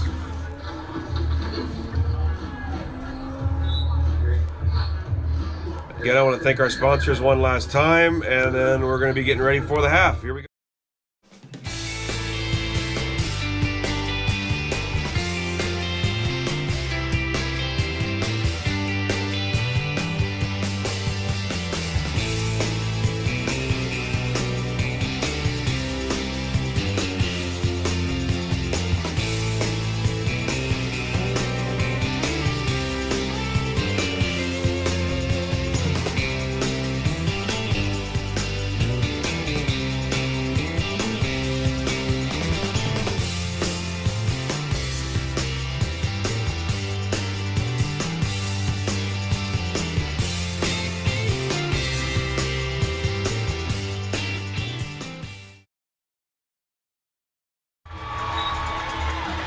Yes!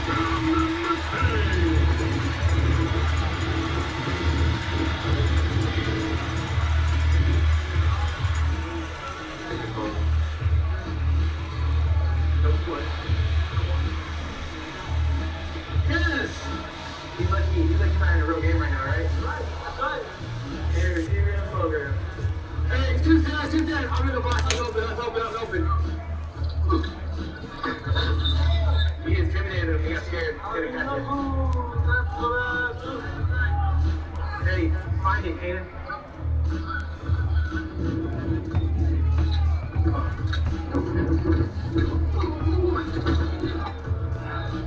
I do my time. Go, pal! It's the no fly zone! We bring the boom. That's what we do. Another great idea is miking up the kids, but need a few bits and pieces, bits and bobs of technology to make that happen. So maybe down the line, next year or the year after, we'll be able to give that a shot too. It's kind of a cool idea. Coach White and I actually discussed it at the beginning of the year with the logistics of it. Would have been a little bit unattainable at this particular point. It wouldn't take much though. I have plans, I have ideas, I have thoughts. So here we go, ready for the third quarter, folks. I probably need to change that on your screen. There you go. This is B team.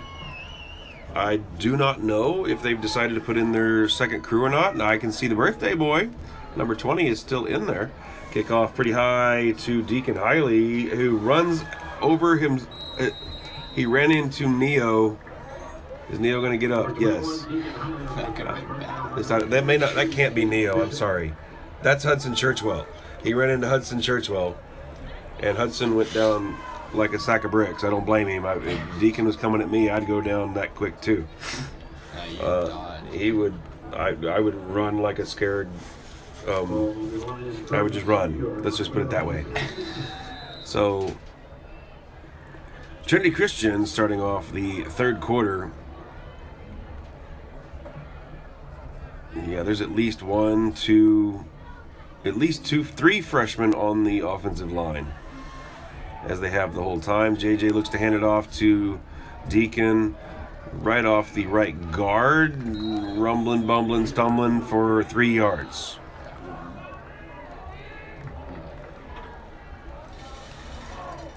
Brought down by number 12, Brady Young. Assisted by number 52, Isaac Lehman.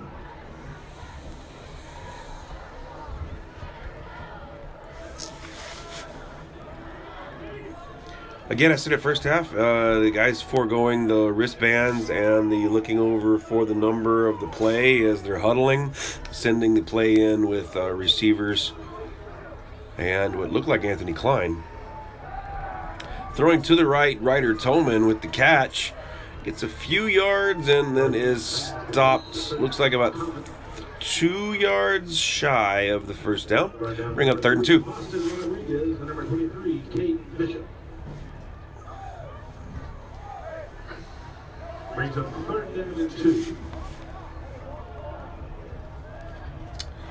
Clock is running 10:44, 10:43.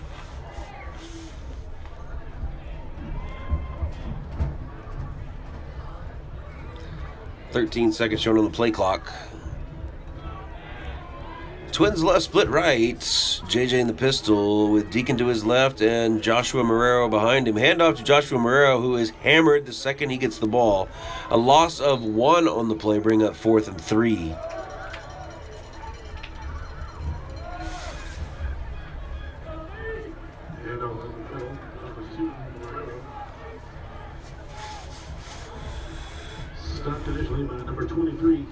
What have you going to do?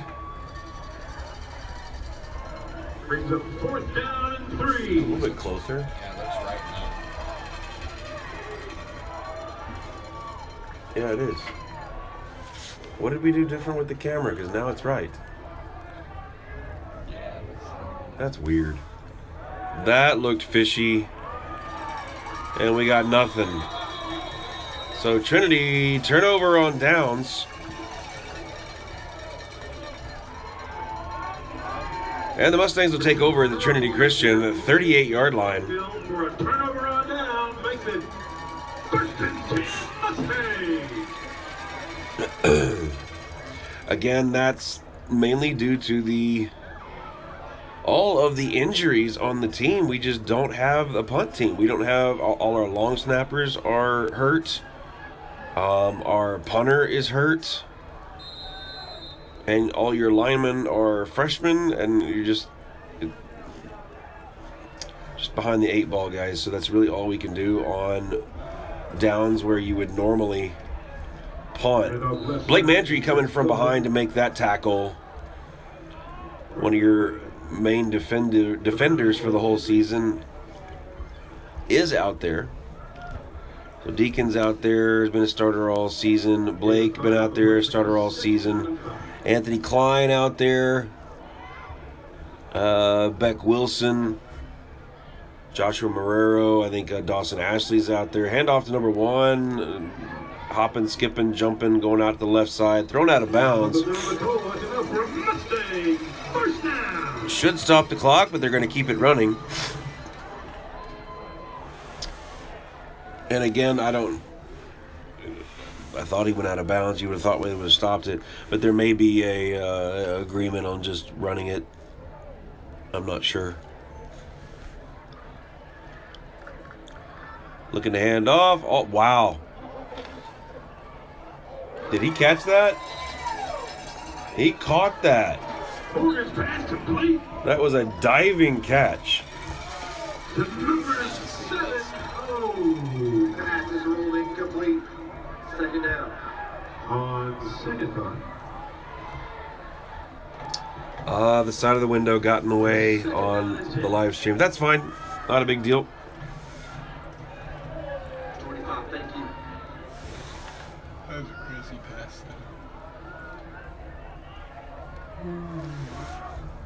Clock stopped at 8:25. Quarterback under center. Hands it off right up the middle. Trips over his own guy, falls down, and is downed. After slipping, he's a little upset with himself, but I mean, that's understandable. All right. Clock moving at 8:08, 8:07, 8:06.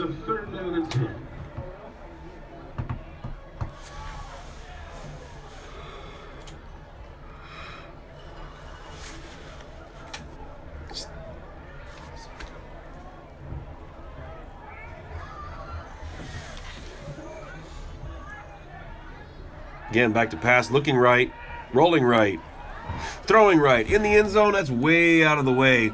Actually, it was a little bit closer than I thought it would be, but it was still out of bounds. Great catch, but he was way out of bounds on that one.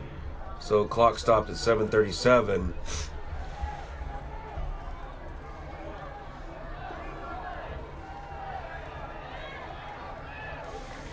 Fourth, trips left, twins right, spread look. Looking to the coaches now to see what the Lions are giving them. You go to this formation, the Lions look like they're in a man-to-man, which is what the coaches are trying to find out. Looking right, rolling right, throwing right, and touchdown. No, not touchdown. It's incomplete. He drops the ball. Well, what is it? Stopping the clock. What is he saying? Okay, incomplete. Turnover on downs. It should have been a touchdown, but he dropped it. As a good play on the by the Lions defense to have that ball fall out of the receiver's hands. Lions take over on their own 22.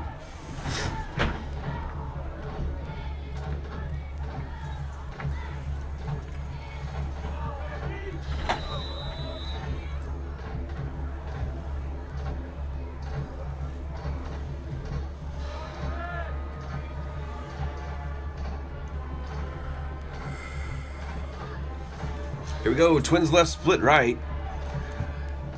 JJ back there with Deacon and Joshua, looking back to pass, throwing deep over the middle to Carson Castillo, who is hammered Martinez pass complete to number 14. But the sophomore hops right up. Big first down for the Lions, all the way up to midfield. I thought Carson Castillo was a sophomore. What did I say? I think he said freshman. No, he's a sophomore. Hey, if I said freshman, I'm sorry, he's a sophomore. In my head, I was said sophomore, but freshman may have come out of my mouth.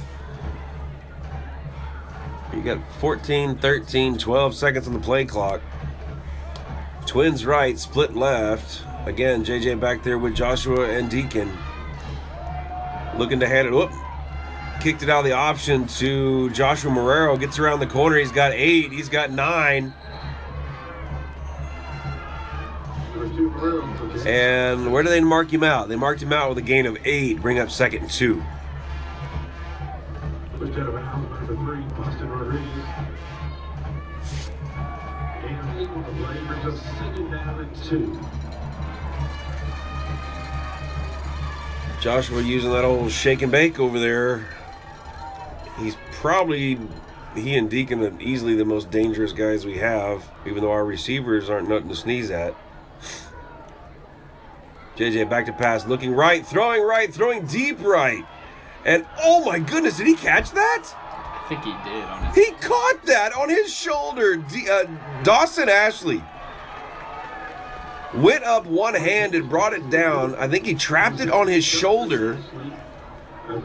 Huge, long first down for the Lions. I think everybody's a little surprised that he caught that.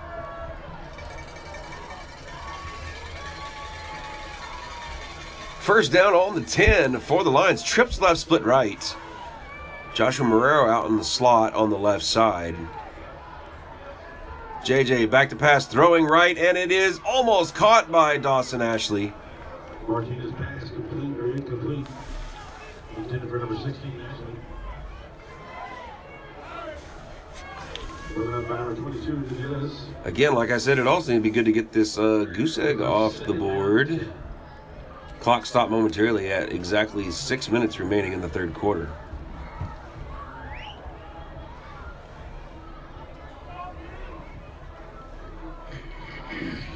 Same formation, trips left, split right, Deacon Hiley behind JJ Martinez in the pistol. Looking over to the left, throwing to the left. Joshua Marrero catches the ball, and he is attacked instantly. Flag on the ground at the 7-ish yard line. We'll see what this penalty is. Holding on the Lions, so we'll move them back 10. I keep believing it early. Offense, number 13. Take-yard penalty, replace second down. Second? Is second down? I get near my lawnmower. And this grass doesn't grow. I'd like to mow some turf someday. You don't see a lot of difference. Just kicks up these little pellets that are in between. Trips right. Whoop, whoop, whoop, whoop. Maybe not. Joshua Jordan coming on the left side. So is Joshua Marrero. So trips left, split right. Deacon Hiley behind JJ. Looking left. Running by himself. JJ just run. Oh, does a little spinny move. Gets up to the 11, almost back to the original line of scrimmage, and that'll be 4th down, I believe. Or is it 3rd? I apologize, my brain's not working. Got about 2 hours of sleep last night. I don't know why. Josh was live for a second. He's what? He was live for a second. Yeah. 3rd down and goal. So 2 more opportunities to get some points here. Barring any penalties, that is. Trips left, split right. JJ looking left, throwing left. Touchdown! Oh, he dropped it. Right into the hands of Carson Castillo. And he is hammered the second the ball gets there, and he drops the ball. Clock stopped with 4:56 remaining in the third quarter. Trinity Christian 4th down on their own 11, looking to get the 0 off of the board. Again, field goal isn't much of an option. And our formation is backwards, so we got our receivers flipping sides. We have a timeout called as the play clock had gotten down to 4. Trinity. First team down. I do believe the starting defense is still out there. I think they suited up their JV as well, but most of them are still here on the sideline. I see some really small kids on the sideline here below us. But the kiddos on the field looks like they're normal first team defense.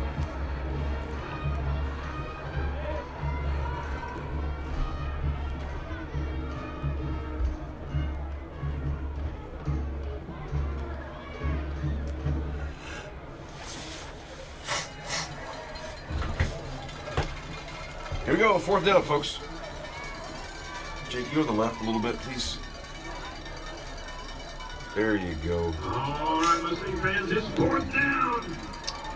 Same formation, trips left, split right. Dawson Ashley by himself on the right.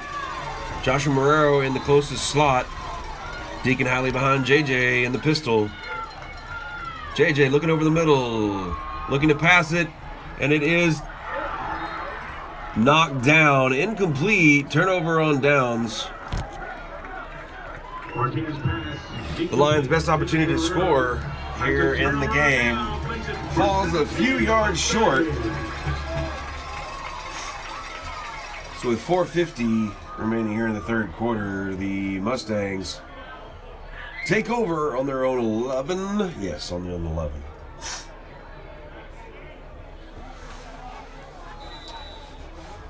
Mustangs really wanted to keep that 0 on the board. Got a stack over here on the near side. What did I do? You ready to go? Oh, good save. What just happened? And over the middle to Case Cole. That's enough for Mustang. I don't even know what happened. First down. It's a touch screen. It's easy to accidentally I hit had it. something right here. There's probably something in there. We're not used to using it like that. It's fine.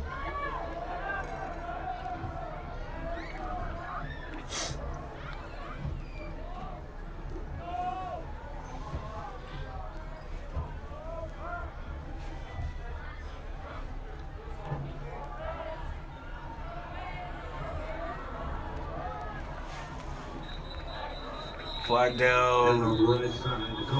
Usually a holding on that kind of a penalty. And yes, it is holding on the Mustangs.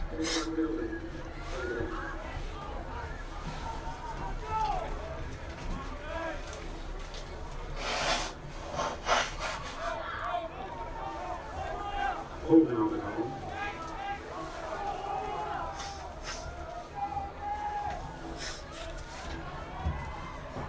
Somebody out there said, let's go.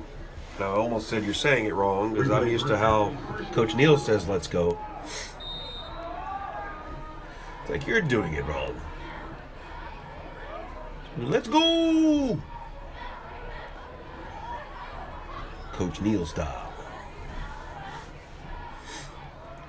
Oh, nice little trap. He's got some room, and he's got one guy to beat. Dawson Ashley gets him.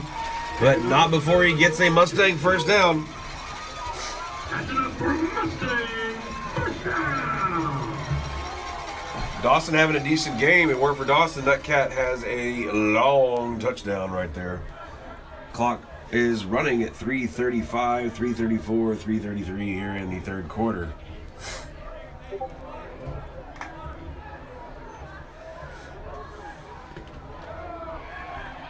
Whoop! Whoop! Morgan's pass complete to number 3, Rodriguez. Knocked out by number 16, Ashley. 8 of 6 on the play. We have 2nd down and 4. Hurry up offense here. The Lions aren't quite ready. Here comes the Mustangs. They're ready to go.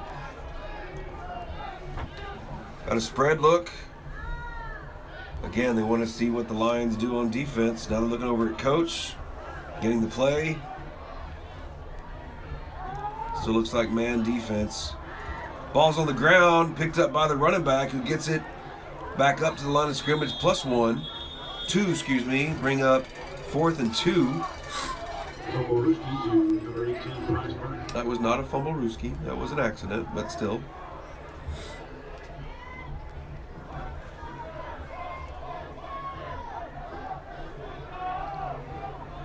.254, 253, 252 remaining in the third. Spread offense again.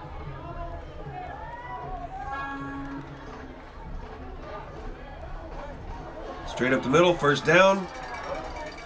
Plus some. Anthony Klein and Blake Mandry make the stop.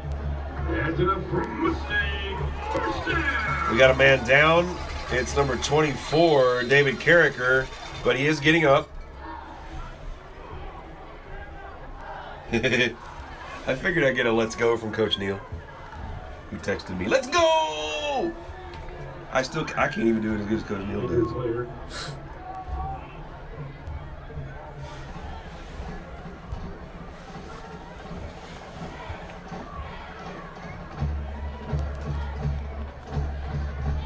Yeah, there you go. That's good. Yeah, David's out. He walked off on his own power though, didn't he? Yeah, he's still walking. All right. They just took him out for surgery. Well, we haven't had any injuries in the game yet. I'm hoping we don't. Handoff. Number 18, that's still starters. They're trying to hurry up.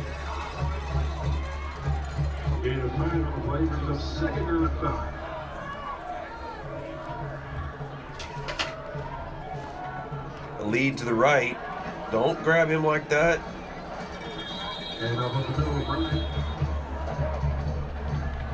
Clock stopped as they moved the sticks. First down, Mustangs. 158, 157, 156 remaining in the third.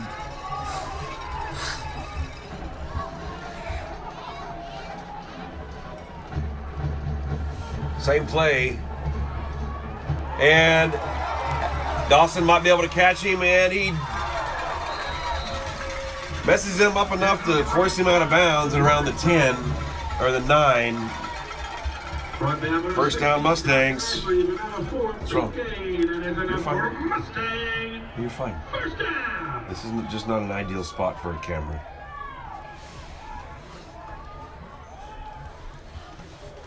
Again, Dawson Ashley really having a good game. Sophomores showing a lot of promise for the future. Sophomore, I said sophomore that time.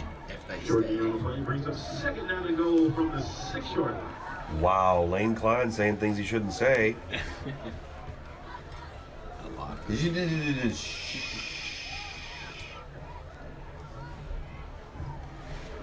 Here we go, second down from what looks like the 6. Handoff, number 1, starting running back gets 2 or 3. And a short play brings a third down and 6. 4. Third and goal from the 4. I don't know. Sometimes I don't know what to say. I'm kind of surprised that their starters are still in, knowing our injuries, and the score is 31-0. So I'm just a little surprised. I'm sorry. Back to pass, throwing right, caught and stopped by Joshua Marrero. Bring up 4th and goal from the 2. And that's the end of the third quarter, folks. Third quarter with your score, Mustangs 31, Lions 0.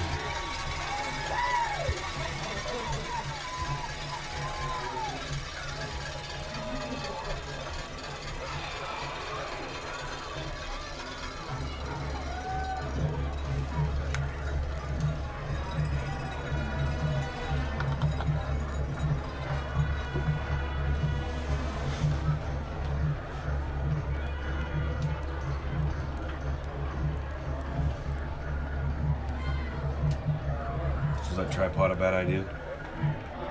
It's better than the other one. Jake, is that tripod a bad idea? That's fine. It's just I keep hitting crap and doing stupid. Easy.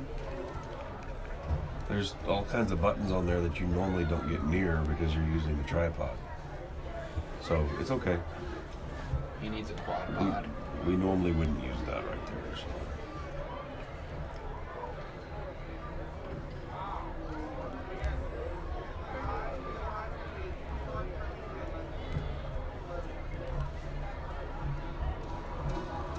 Midland Legacy. Really, they renamed Midland Lee Midland Legacy. Ay, ay, ay. I will reserve my comments for not now. Here we go. We got 4th and goal from the 2 starting the 4th quarter. All the way over here on the left.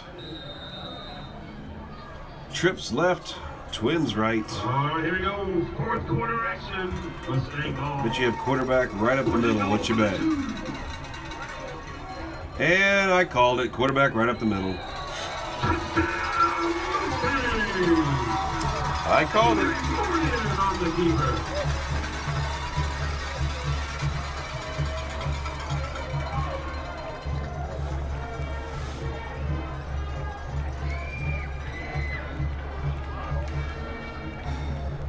Number 14, Socrates Perea on the extra point.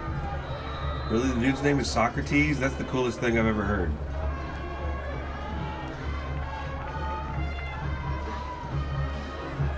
And he maketh the extra point. And the kick is good.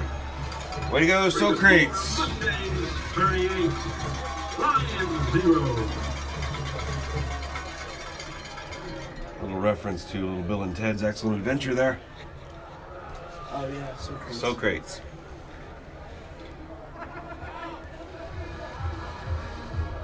Great movie that one is. All the sequels, terrible.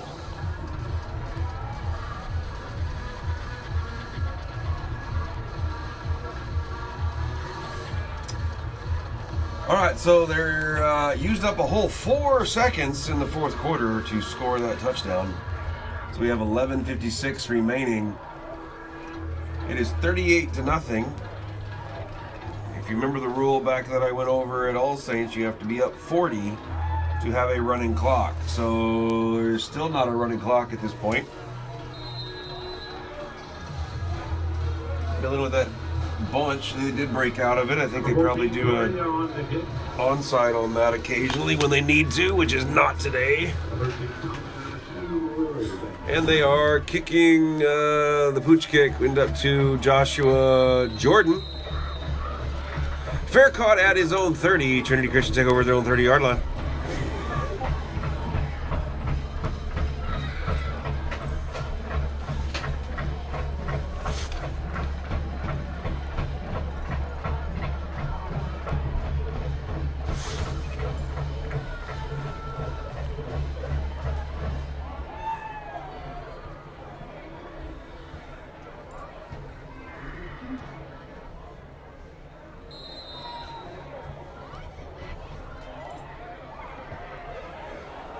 Lion ball, 1st and 10, 30-yard line.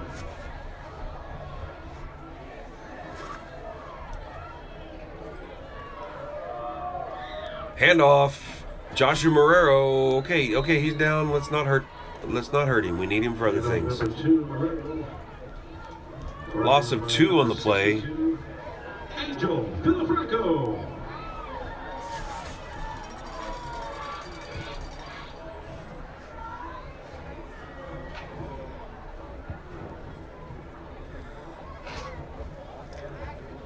I don't know why I totally forgot. I mean, with all our injuries, I forgot to mention that our defensive coordinator, Coach O'Pry, also got an injury, and he had knee surgeries a little while ago. So I should have added him to the the injured Lions, as he definitely counts. False start on Beck Wilson over here nearest to us.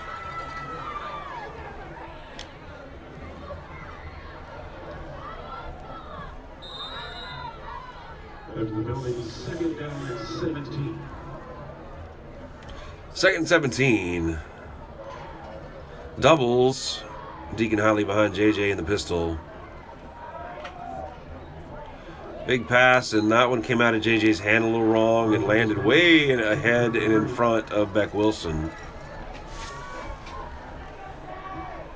Beck Wilson. Clock stopped at 11:01. Number 10, Noah Phillips.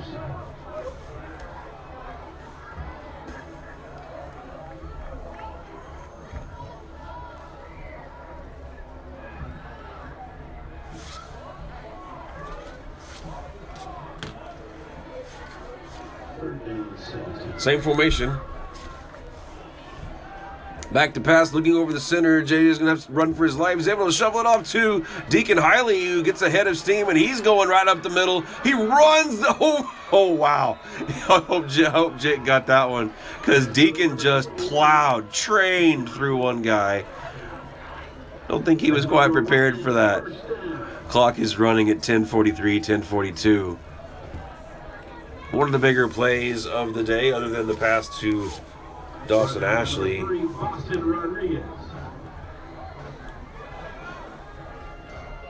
Run that play again. Deacon had a chance to get up to speed. And that freight train came a-roaring into the station. Doubles. Joshua Marrero in motion.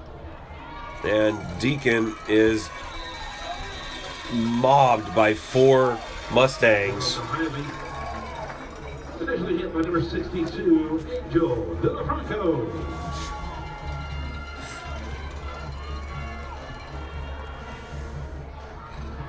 $9.54, $9.53, $9.52 here in the 4th. Did I change that? I did, didn't I? Yes, I did.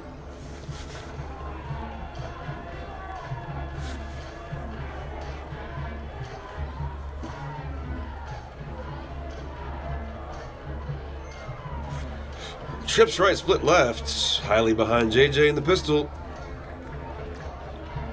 Back to pass, looking right, throwing right. Way too high, intercepted by Midland Christian. Stopped by Anthony Klein. Wow, his forward progress was stopped, so they blew the whistle. Returned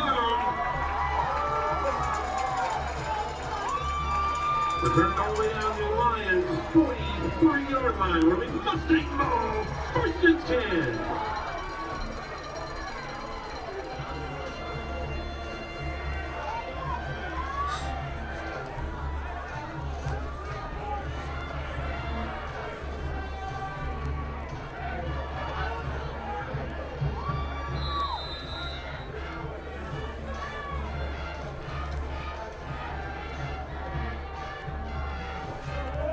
Good. Spread. Handoff. Anthony Klein grabbed him and waited for some friends. Mustang running back falls forward for a couple of yards, bring up 2nd and 8. Gain of 2 on the play, brings a 2nd down and 8. I think I said that.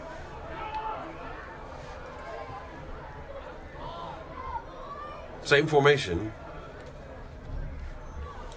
Clock still running 8:40, 8:39. Handoff off the left side. Handoff left side to Blaine House. Brought down by number 21, Deacon Hiley.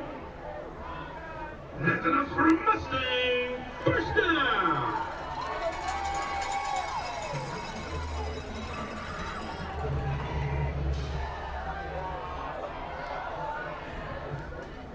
Same formation. Handoff. Same play. Runs into his own guy. Then eventually is brought down by a whole host of Lions. First one there, David Carricker. Number 24, David Carricker.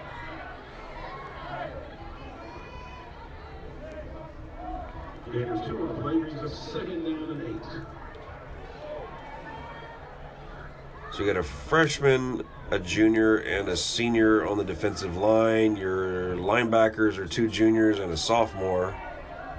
Yeah. Carricker looking at blitzing here.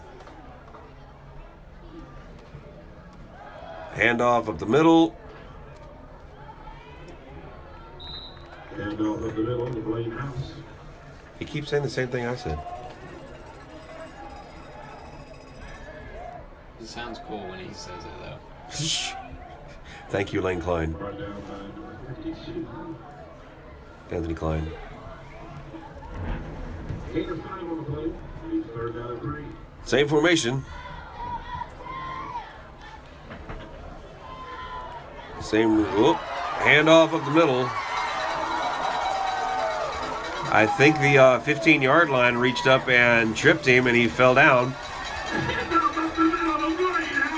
Mustangs all the way up to the 7-yard line. Hurry up offense, trying to get ready before the Lion defense is ready. It's kind of funny when you're up 38-0. And they hand it up. Quarterback going to keep it himself, looking to throw it. Not going to get away from Blake Mandry, but he kind of does. Sneaks in, touchdown.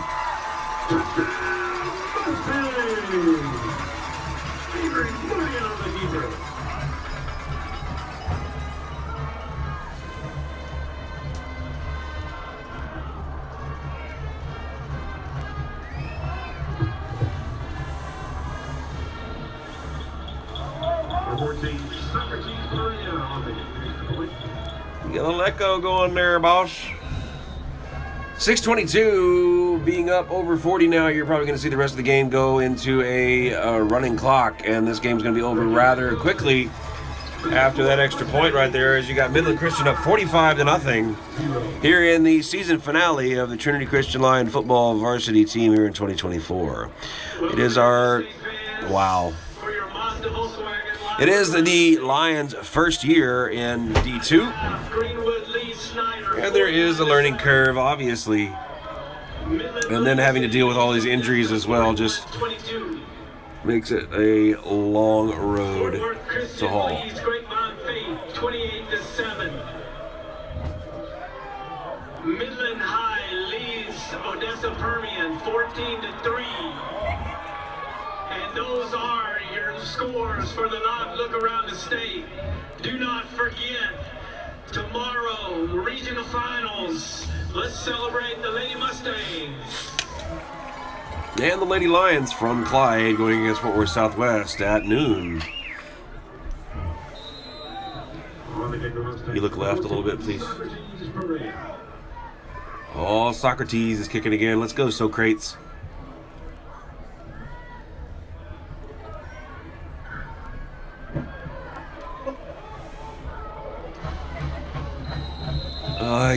JJ called for fair catch. It went over his head to not JJ Martinez, but Joshua Jordan.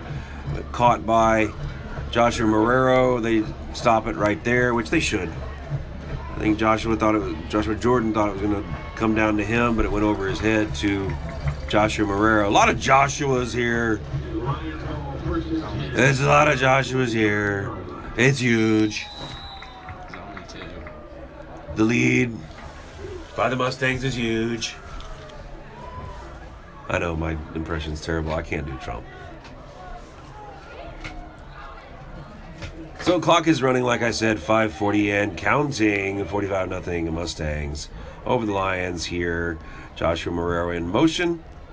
Handoff, Deacon Hiley, who is able to get a little bit of headway and brought down by 3 blue shirts.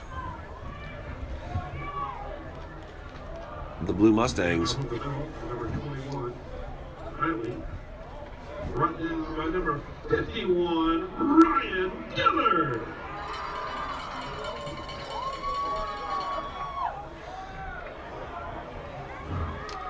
Second and about 4. JJ back to pass, throwing left. Got Joshua Marrero. Joshua Marrero with the first down. Jumps over a guy hurdling and gets another 7 or 8. Wow. I asked him to chime in before. I've said his name multiple times, and it takes me doing a bad Trump impression for Noah Alexander to actually chime in. Hope you're feeling better, Noah. Hope your fever is not huge.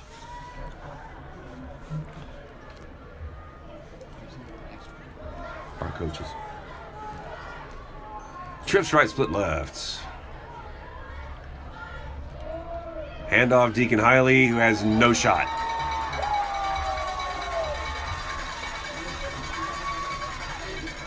Defensive line is eating our offensive line alive, and for the most part, it is all their. It's a lot of their starters, not all of them though. No one has gotten hurt, believe it or not. David Carragher was down for a minute, but I think he just needed a breather, and he hopped up and got off on his own. So no, there's been no injuries on either side today. And considering where we are in the game, hopefully no more. There's a pass. Oh, the way Joshua just landed on his tailbone. He did get up and walk off, but he is not feeling good. Pass intended for number 2, Marilla. Broken up by number 6, Cutter Smith.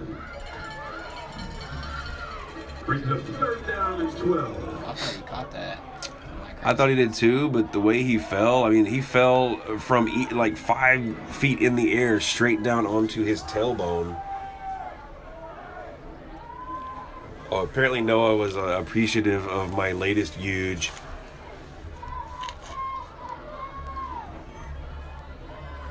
My impression, we're going to make it great again.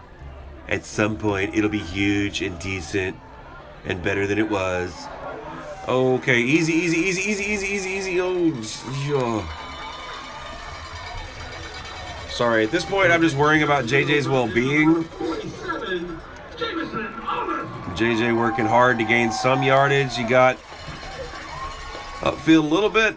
4th and 6 remaining for the Lions.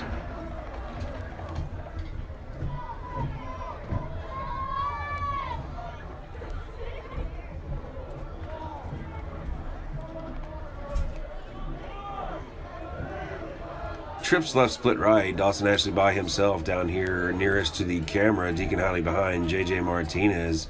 4th down. Last real shot here.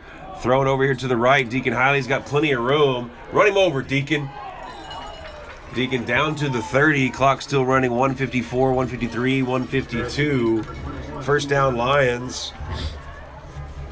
Right now, number 28, Burkholder. Perfect moment for the hurdle. Yeah, I'd just rather see Deacon truck a guy. He's like already at his feet by the time he got to him. Yeah. 133, 132, 131 remaining in the game. Twins right, split left. 2 backs in the backfield, Joshua Marrero and Deacon Hiley. JJ back to pass, looking right, throwing right. He's got... Well, wow, we got in. Touchdown, Trinity Christian. Joshua Jordan. Get that goose egg off of my screen.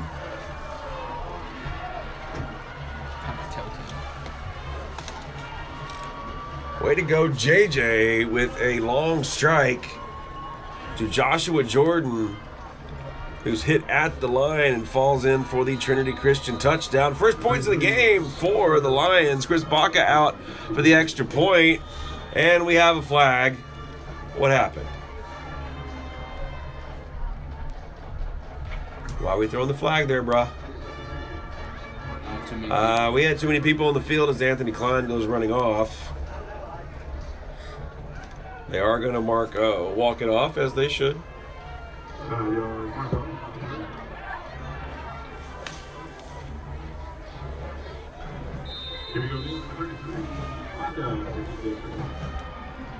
Come on, Baca. Come on, Baca. Come on, Baca. Come on, Baca. That's too far, Baca. I don't know if they're going to come after it. Are they? Yes, they look like they are. And he shanked it no good. The score stays at 45-6.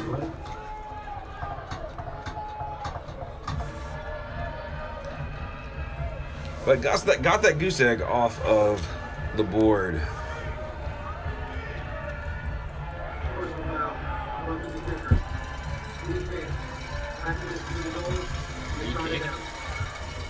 I will parrot what Brenda says there. JJ's done a great job. Oh, they're going to re-kick it?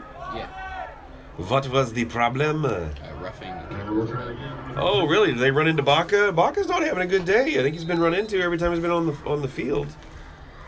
Come on, Baca. Come on, Baca. Come on, Baca. I gotta say it every time, otherwise I'd feel bad. He made that one, brah. Extra point is good by Chris Baca. 45-7 with 56 and counting. Yes, it's counting right now while the teams are changing over. 51, 50, 49, 48, 47. They have, looks like the teams are probably just fine with running out the clock right here, as there is no play clock running in the end zones. So, yeah, it looks like everybody is just walking to the center of the field. Please look around and grab some trash. Let's make sure put that trash in the video reception goes around the league. Once again, fans and the spectators are not allowed on the field until the players. Jake, can you shut the window?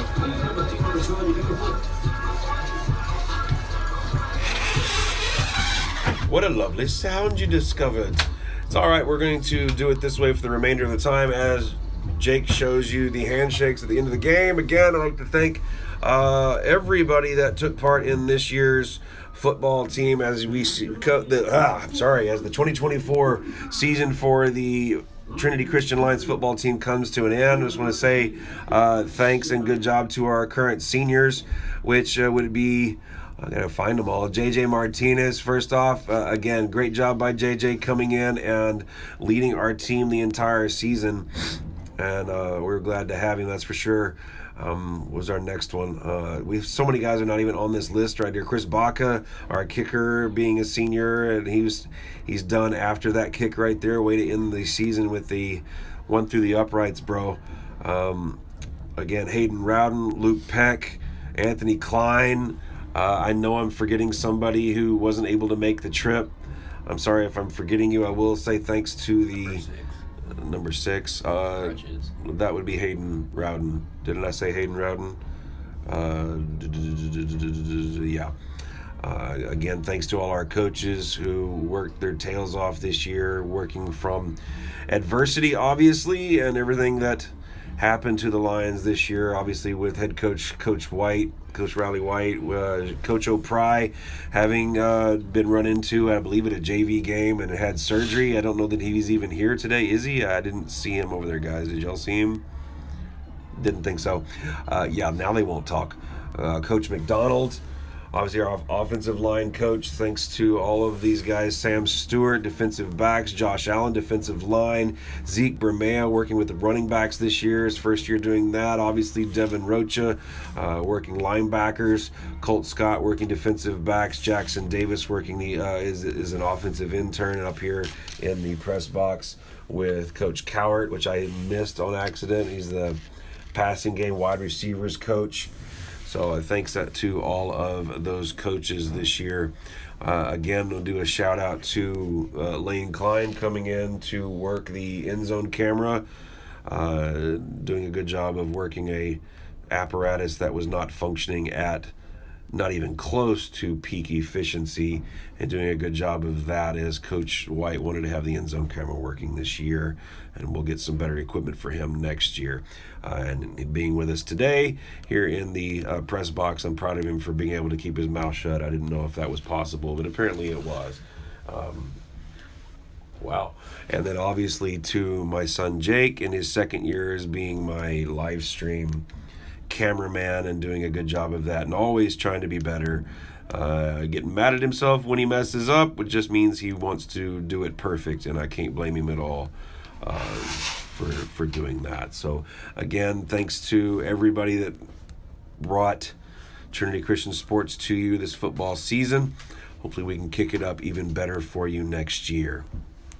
So anything else I'm forgetting, guys, you can think of? Really nothing. You guys are like, I don't know what to say. Let's see. Again, join us tomorrow here on Trinity Christian Sports for the regional game. Trinity Christian Lady Lions volleyball team going up against Fort Worth Southwest in the regional playoffs. So again, for everybody, this is Ford. So for the last time here in the football season, thanks for watching Trinity Christian Sports, and we will see you down the road.